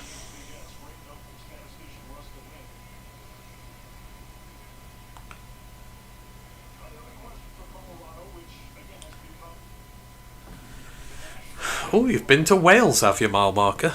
Whereabouts in Wales have you been to? I love Wales, but again, I'm a history buff. A lot of the old English castles are out there in Wales. Been to Beaumaris, Caernarfon, places like that. I love it. I'm a big fan of Edward the First, who built them. Like, those things cost money back in the day. Like hundreds of thousands of pounds, which would be millions in today's terms. But Beaumaris is very much intact, and it's a beautiful place. It's absolutely stunning. It's right on the edge of Snowdonia. I've been up Snowdon, even though I'm scared of heights. But we went up on a foggy day, so I couldn't see the view from the top, and it is one of the wettest days of my life. I got absolutely drenched. Oh, Houston went for it. I think they might have been stopped. It's close. It's very close. Oh, I think we're going to have to get the chain gang out for this one. I mean, I don't think it matters in the end. This is still a 3-score game. I think Colorado might just have stopped them there. Yep, they've stopped them. Or at least where they've spotted the ball, they've stopped it. Get on the chain gang. Oh, Cardiff. He went to the university. Seen rain, sheep, and beautiful shorelines. Oh, they've stopped him. That is a turnover on downs for Colorado. But they've got to do something with it quick. I've not actually been to the south of Wales. I say I've been mostly around the north where all the big castles are. Been down near Bristol because Matt lives in Bristol, but I've never been into the south of Wales. But there are plenty of sheep there, I'll give you that. Snowdon is incredible, but yeah. Go when it's dry. When it rains there, it rains. It's brutal.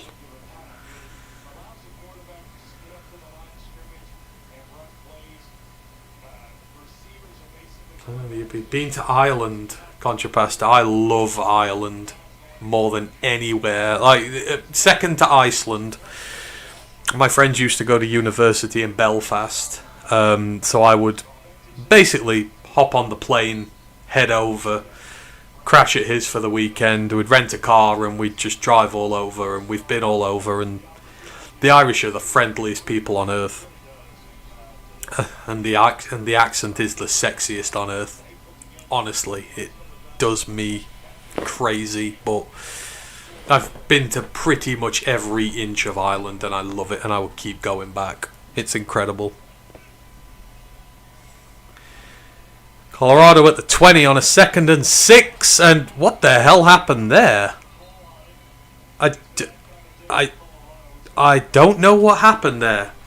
Let's see. Snap. Caught by Staub. Oh! He tried to throw it and he dropped it. Oops. He kind of flicked it back and it just didn't go anywhere.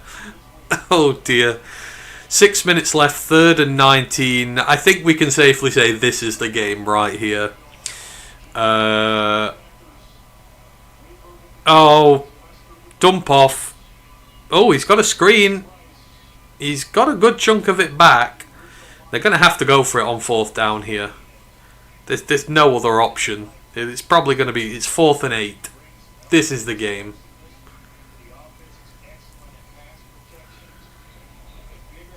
But yeah, Ireland is incredible. If you've not been, I would recommend you go. Right, this is probably the game. We're approaching 5 minutes left. We're at 4th and 8 on the 19 of Colorado. This is do or die here. This feels like it's going to end in a sack.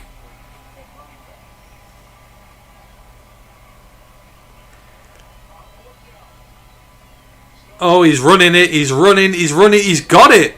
But there's a flag out. He's ran all the way to the 50, but there's a flag out, and you know that's holding.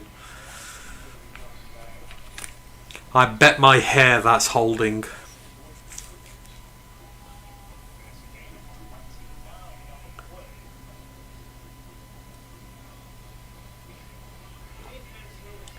Oh! It's a face mask. Oh, god damn it, I've got to give my hair up now. Oh well, joke's on them, it's already gone. Okay, so that'll tack on some more yardage. That's a good run there. Blitzer's there, outruns him. He goes for a little... Oh, will they add it on or will they just give him the first down?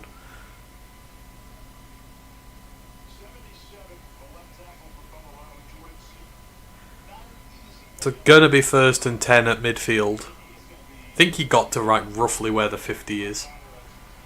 Poor Prime. Oh, I don't know. Oh, he's at the... Oh, they're in territory. He's taking a bomb. Oh! That was close. They're at the 42. The added penalty yardage. Staub threw that deep. That looked catchable, that did. Give us a replay.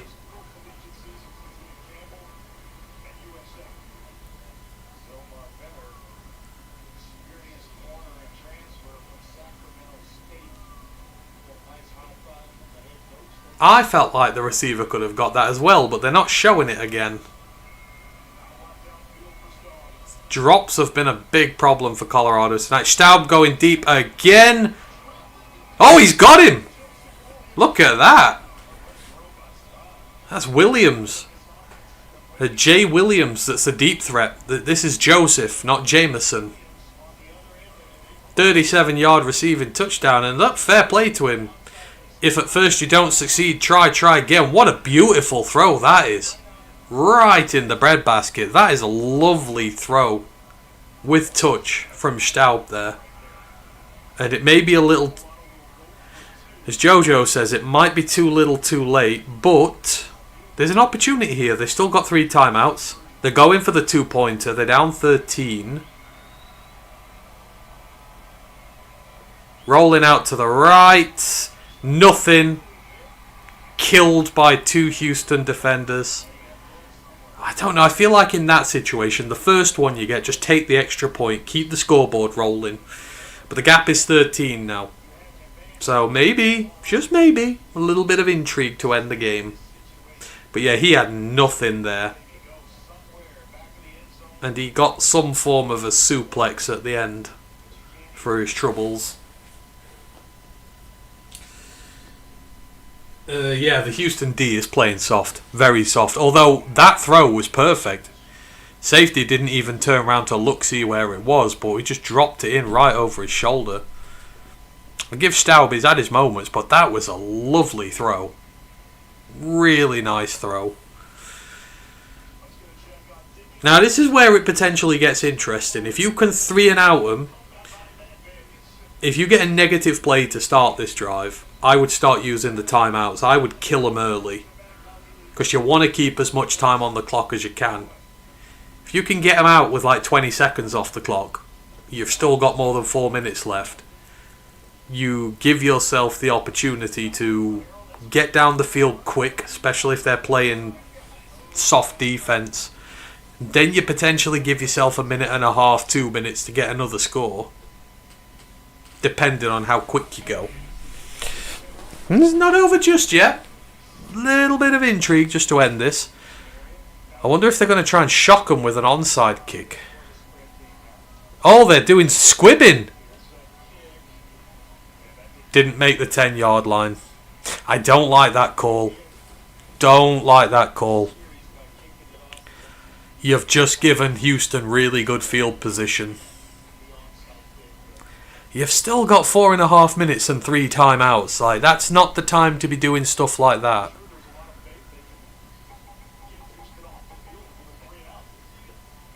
And I will die on this hill. These squig... Where did it go? It was close. It went 9 yards. I will be a proponent of this. The Army Black Knights did it the right way last week. These squib kicks for onside kicks, stop it. Do what Army did. Just get your kicker, find the nearest member of special teams on the opposite side, and just absolutely twat the ball right at him as hard as you can. If it hits him, it's going to rebound anywhere. And in Army's case, it came straight back to them. But just absolutely mash it at the nearest guy and see if you can hit him. If you miss him, it's basically just going to be like a kick. It's going to go 30, 40 yards in the other direction. But for me, I'm a big fan of just absolutely smacking it at somebody, because they're not going to expect that. Squib kicks, they're too hard to recover. What was it in the NFL last year? Like 3 of 50 or something like that? Just put your foot through it and hit a guy. He's not using his timeouts yet. 3rd down, 2 basic runs. You know, in this situation, and I'm not a play caller or anything like that, I'm a coach, I would try and be a little bit more inventive with my play calling here. I would just go down the middle. I'd try and hit outside the tackles or something like that. I feel like some coaches are way too safe. Way too safe. Like, at least try to get the first down. Don't just deliberately just take a 3-and-out. Showing Weigman's highlights on the ground. He looks good. He looks good. Yeah, I also like the fact they don't have to declare the kick mile marker. You should never have to declare an onside kick. The whole point of an onside kick is to shock your opponent. I hate the fact you have to declare it, because you basically just put on a big sign saying, I am doing an onside kick. It defeats the purpose of one. Some of the best onside kicks of all time have just come completely out of the blue. Like, you've got to make special teams think twice. It can be a big weapon. I don't know who said that's a good idea, because they've just destroyed the onside kick now. Destroyed it.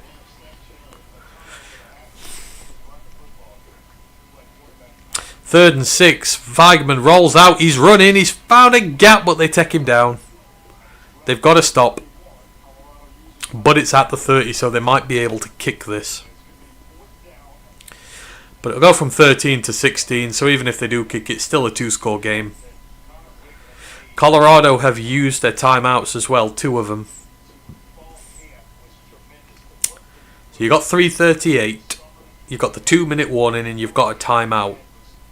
So if you can score within 45, 50 seconds, you can still feasibly kick it back without having to onside kick it again. You've got 2 timeouts. So there is a route to winning this. Dodgeball. Did I just make a Dodgeball reference? I love Dodgeball so much. It's just one of those terrible films which is tremendous. I love terrible films. It's who I am. Houston on a break next week. Texas Tech at home. Oklahoma State away. Arizona at home. Arizona State. Oh, that road schedule's brutal. Brutal. Apart from Oklahoma State. The Big 12 is a minefield. It's such a fun conference.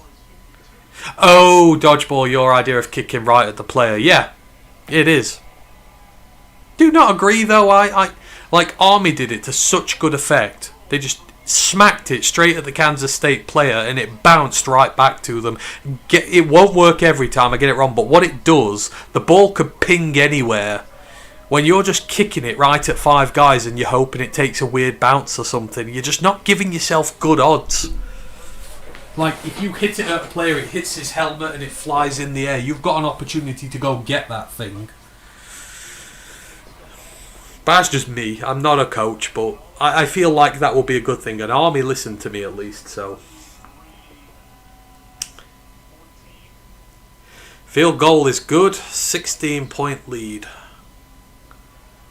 So that is 2 touchdowns and 2 2-point conversions. You got 3:34 and 2 timeouts essentially to do it.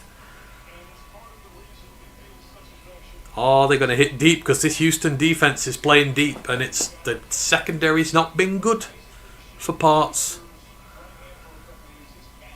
God.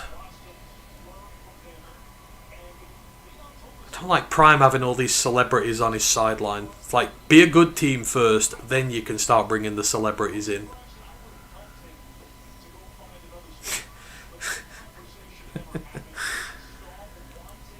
Got me thinking now, an onside kick, you throw a wrench at a player. If you can dodge a wrench, you can dodge a ball.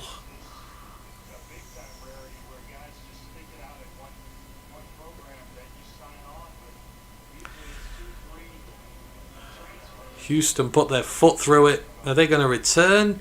Oh, they're going to return at the 10, at the 20, at the 25, at the 30, 35, 40. Oh, that's a good return. He's up to the 41. There you go. One decent chunk play from here and you put yourself in range of the end zone. You got 3:25. You need to score before the 2-minute warning because then you get that timeout, which is critical. Especially as you've only got 1 left. Imagine if they get this. In fact, no, overtime. It's 4:05. I can't be doing overtime. Drop back. Battered down.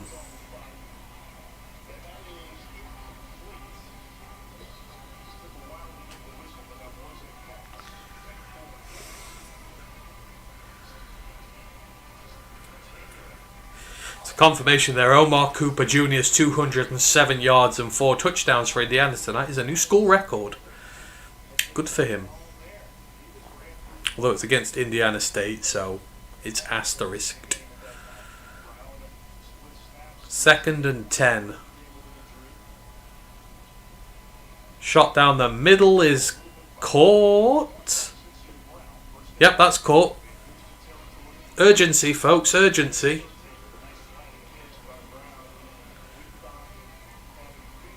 How much time left? We're at 3 minutes and they're at the 46 of Houston. Free blitzer, misses him, he's going, running. No, no, no, no. It's a completion to the 20, but he'd gone beyond the line of scrimmage. Wait, what? They've given that. He was clearly over the line of scrimmage there. Willie Fritz should challenge that. What? How is... Did you... He was... There we go, they're reviewing it.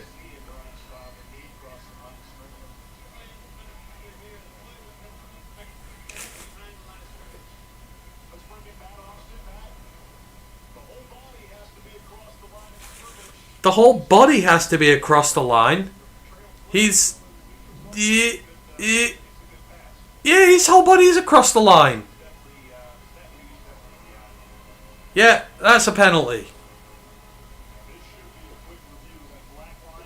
I mean, for the sake of wanting an exciting ending, I would like this to not be a penalty, but it is.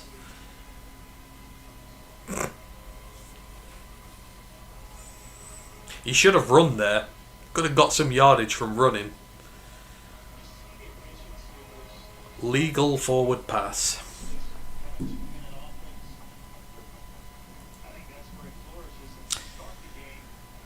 Ooh.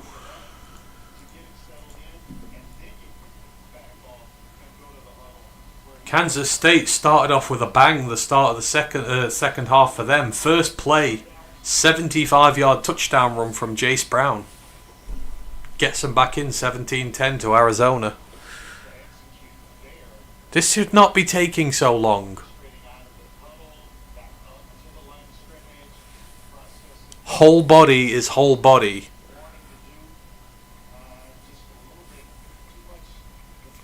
I mean, this would be a shame because they've gotten down to the 20 at this point. They've still got 30 seconds before the 2-minute timeout, so they got all the time they need to get into the end zone and still retain enough time to get the ball back.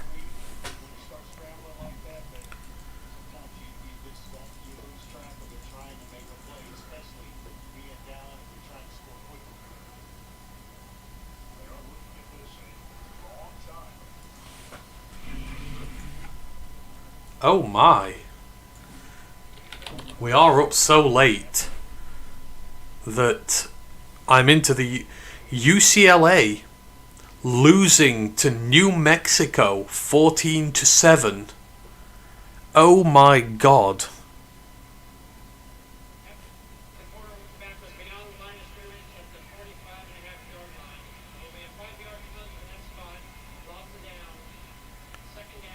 That's a loss of down. Penalty, it's overturned. Backbreaker for Colorado there. But yeah, speaking of, New Mexico, the Lobos from the Mountain West beating Power 4 UCLA 14-7. That's got 8 minutes left in the first half. UCLA, the man, this just keeps going from bad to worse. Scott Ray Humphrey has the touchdown for New Mexico, the former Montana running back. The FCS sensation, he's going to have a great year. A wonderful year.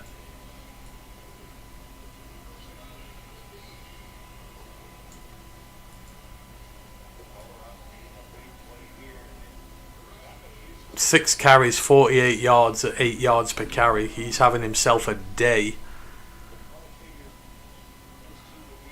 I love that New Mexico team recently. From what they were, they have... Like, New Mexico gave Michigan a good game. They're beating UCLA right now. It's a great rebuilding project been done there over by successive head coaches now. Keep an eye on that one closely, see if they can finish that off.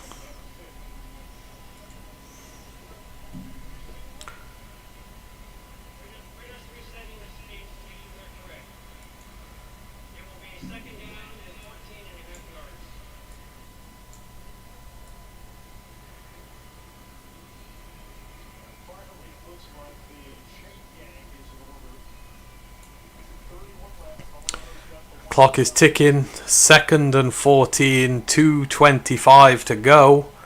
Drop back. Avoids the pressure. Gets about a yard. It's going to be 3rd and 13.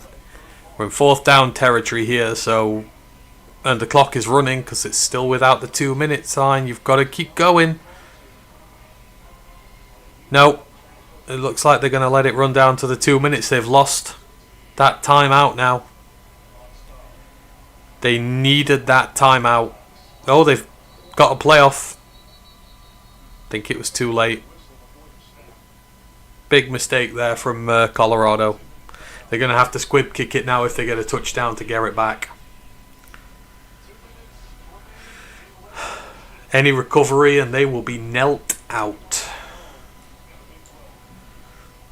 So yeah, before we go off air, because we are nearly done, reminder of what's going on this evening. Indiana pumped Indiana State 73-0. Syracuse beat Colgate 66-24. In active games currently, Arizona lead Kansas State 17-10 at the beginning of the 3rd quarter. And UCLA losing on the road to New Mexico in the 2nd quarter, 14-7. Still overall a fun little evening. We will definitely do this again.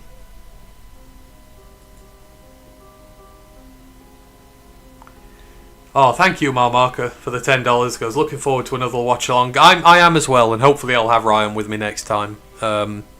This is just, again, to test, see how it goes. It seems to have all gone well, so see if I can do some graphics and stuff for this. New Mexico is a tough state. Yeah. Both teams, New Mexico State under Jerry Kill, got very good, and now New Mexico themselves have gotten incredibly good, so they were a great offense last year. Devin Dampier got a transfer to Utah. And he looks $1 million at the minute. He looks $1 million, Devin Dampier does. Yeah, appreciate your Contrapast and a mile marker for hanging out. It would have been fun. If you hadn't have been here, I probably wouldn't have done it. So, appreciate you both being in the building. Nearly there. We'll see if there's one last bit of excitement. But we see these things through to the end. College football only exists for a couple of months a year. We'll be begging for it again soon. So while you've got it, you go all the way. There's no half-arse in it. It'll be the same tomorrow. We'll still be up at this time tomorrow doing it a 3rd night in a row. No regrets. Do-do-do-do-do-do-do.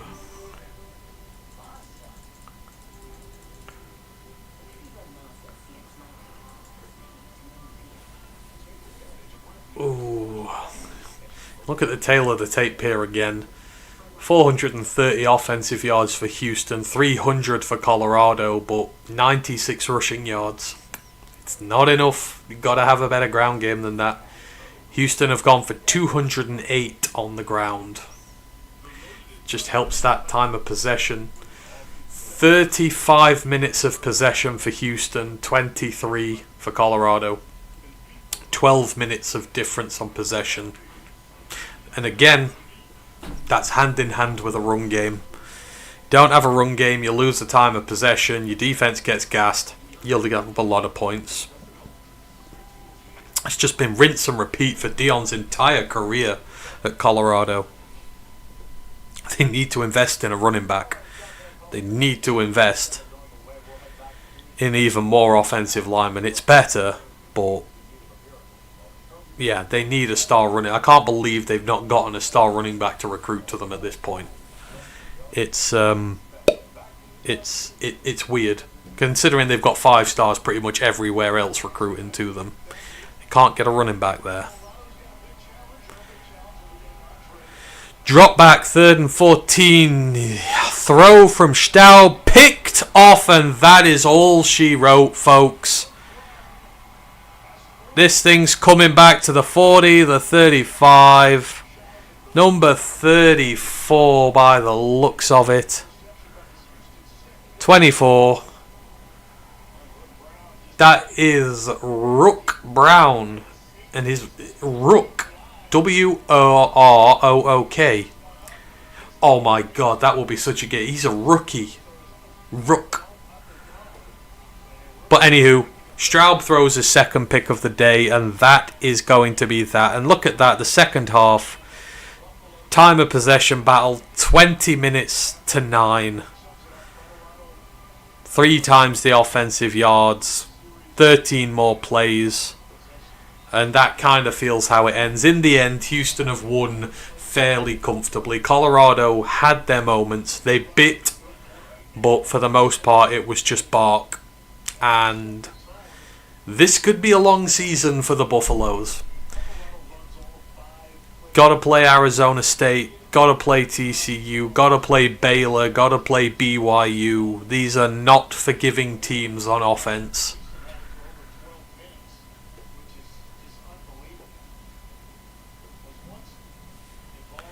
And it wasn't even the best pick either. Not taking it away from the poor guy who got that, but it wasn't even the best pick either. I stay through the credits, Marcus. And your knowledge and genuine enjoyment in the game is fun to see. Hey, I appreciate you. I love it. I had no idea I would enjoy college football so much, but the fascination over here is that in sports, we don't have collegiate systems here. Like young youth players are can be bought by teams when they're young and stashed, and they don't develop this way. So you get no genuine interest in young prospects over here. For teams like me who are in the 3rd and 4th divisions and stuff like that, you can't get good young players. And there's no fairness in how it's developed. But here you have a system where everybody's in play and everything's so different. Different teams like different players, and you've got a chance at every single player there is, unless it's a generational quarterback and you're picking 32nd in a draft. But I love the collegiate system and how it works over there, and it's just so fun. And it's just hooked me. Because you can... it's just so tactical. And trying to find out guys who are going to do well and not do well, I thought I'd be useless at it, because I've never played the game over there. But I don't know. I like to think I've got a knack. Just seeing that. Houston, first 3-0 start since 2016. That is 9 years. So we're going to start seeing these things appear now, where you're going to see these little group. You're going to see these little stats start to appear where this team has this record since whenever and whatnot. But it's really fun. And you know what? I'm going to root for this Houston team this year. I like seeing teams who've not been good, come to prominence. It's like the NFL. Sometimes teams can go through bad phases and that, but I love Willie Fritz as a coach, and I would always back him wherever he went to do a good job. And it's clear he's doing a good job there. It's a tough first year, but you've got to build over your roster. They say there's 13 transfers who were jacked in as starting on this team. Out of 22, that's a lot. Takes a bit of cohesion, and it's... Oh, because I only played flag back in my youth. I would love to have played this when I was younger. I would love to have had something like this. I'm big. I'm 6'4" and probably the best part of 300 pounds, maybe a little less. Probably would have been a lineman of some sort. Oh wow! I've just very quickly put the New Mexico UCLA game on. New Mexico just broke off a massive run. They look like they're going to score against UCLA again. God, UCLA, that's a terrible ass team. Yeah, I don't think it matters what level you play at. I think if you watch enough football, you can learn plenty, and you can learn from it. I know I have. When we first started doing the college pod, I knew absolutely nothing. I think I just did it because we wanted to expand the programming we were doing on the podcast, and it was so hard to take all the knowledge in of a draft cycle, over a month, when everybody comes to you and tells you about it. It's like I want to learn for myself, and it's been so refreshing to be able to do that. And I love how passionate you all are about it over there. If you're alum, you're alum. You stay stuck to these teams for life. It's cool. Even though you don't come from there here, sports are very tribal by where you live. You know, you don't really get a choice in the matter. Whereas when you're over there, you know, you could go to a university that's on the other side of the country from where you are, and that's literally thousands and thousands of miles, but you will be hooked onto it for life.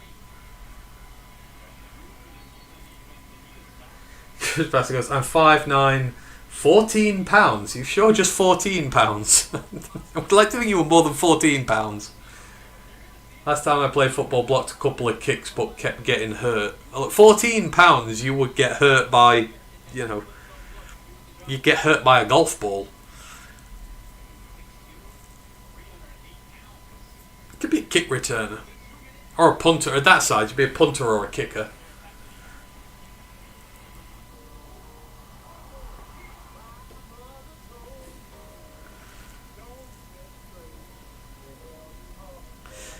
Oh, okay. Yep, I ain't been to Minnesota in 20 years, but I'm a Golden Gopher for life. See, I love it. I absolutely love it. And see, vicariously, you've given me a great love of the Golden Gophers now. But they are... I don't know, yeah. It's weird how I get attachments to certain teams. I'm pretty sure Minnesota's probably through yourself, but I do like the players they make there. Like, I like their draft prospects. That's why I love NC State so much, and UConn and places like that. I love their draft prospects, but they genuinely, the Gophers have got a good team this year. I do mean that. I do mean that genuinely.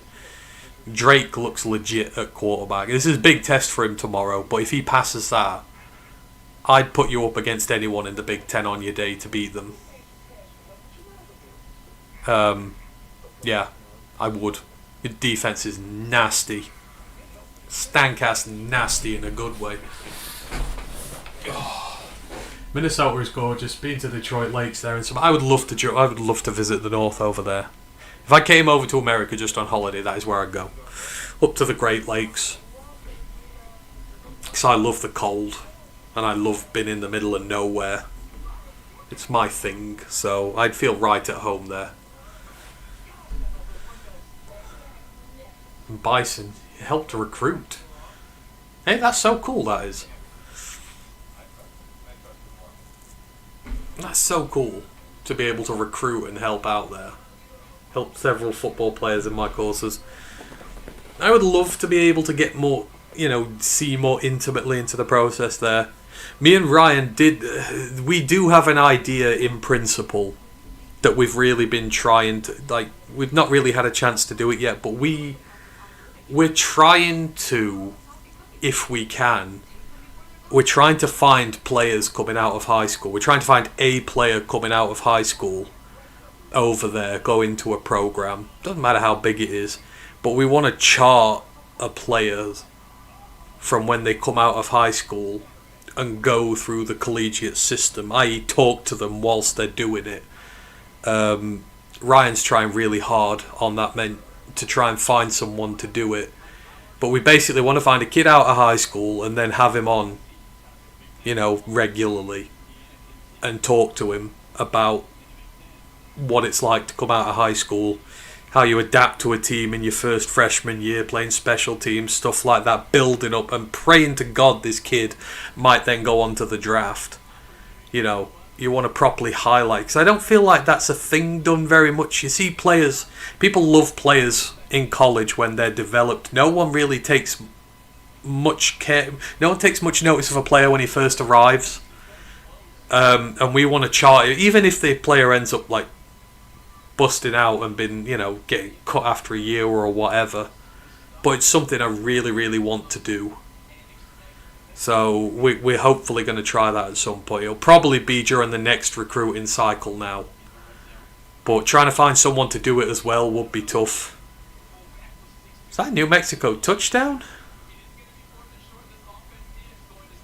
No, it's not. But yeah, because we'd want to help someone as well if we could. Because me and Ryan are big believers in small school guys. We love small schools. We love underdogs. We love giving a voice to those people because they just don't get a lot of attention. So if we can help a recruit along the way, that'd be awesome. But yeah.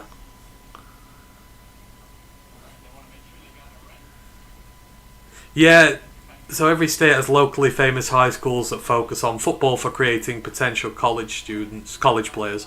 Yeah, I'm trying to get into the high school bit, like just not on a surface level. Obviously, like there's Mater Dei and there's the famous Michigan one. Oh God, what's the Michigan one? Begins with D, doesn't it? But I'm trying to just learn a little bit about colleges, just so you can sort of figure where some of these guys come from, and maybe have a bit more success with them. Oh God, what's the famous Michigan school they all come from? I swear it begins with a D. Mater Dei. No, it's not D. Is it Mater Dei that's Detroit? I could be wrong. But obviously, learning so much college stuff, moving on to high school stuff is next. It's trying to be JUCO next, because there's so many good JUCO players coming out. We're trying to find the JUCO places to keep an eye on, but JUCO's impossible to find over here. So much to do, so little time. De La Salle, is that it? That might be it. I think there's a couple of big Michigan schools though. Hang on, let me find it. Where did Bryce Underwood come from? I'm sure Bryce came from there. Let me find his on 24 stuff. Where is he? Belleville. No, yeah, Belleville. I don't know why I said it's D. I think Belleville's quite a famous high school there. Don't know why I thought it began with D. I'm pretty sure Mater Dei's not in. Is there either? That might be out in California, Mater Dei. Or Mater Dei, whatever they called it. There's too much to learn. Still say Ufta. It's Ufta.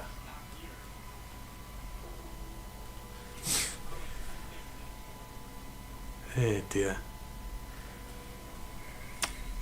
Alright, I'm going to watch this New Mexico drive and then we'll call it quits. It's 4th and 1 at the UCLA 3 to go up 2 scores just before the half. I will watch this one back in the morning when I eventually wake up, because it is 4:30 in the morning here. And I'm a crazy boy for staying up this late, but come on, give it to Scottrey Humphrey and pile it in. Ooh, quick up to the line of scrimmage. Oh, it's a 4th and 1. They can still get it at the 2. Oh, they're trying to catch him offside. No. They're calling their bluff.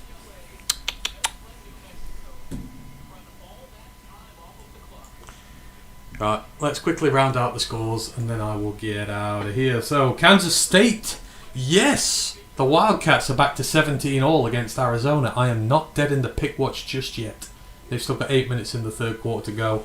New Mexico are 14-7 up on UCLA, about to be 17-7. Indiana wiped out Indiana State 73 to nothing. Houston in the main game of the day on here beating Colorado 36-20, and Syracuse beating a tube of toothpaste in Colgate 66-24. Right. Thank you, Marmarker. Thank you, Contrapastan. Thank you, everyone else who's joined in this evening as well. I appreciate you all.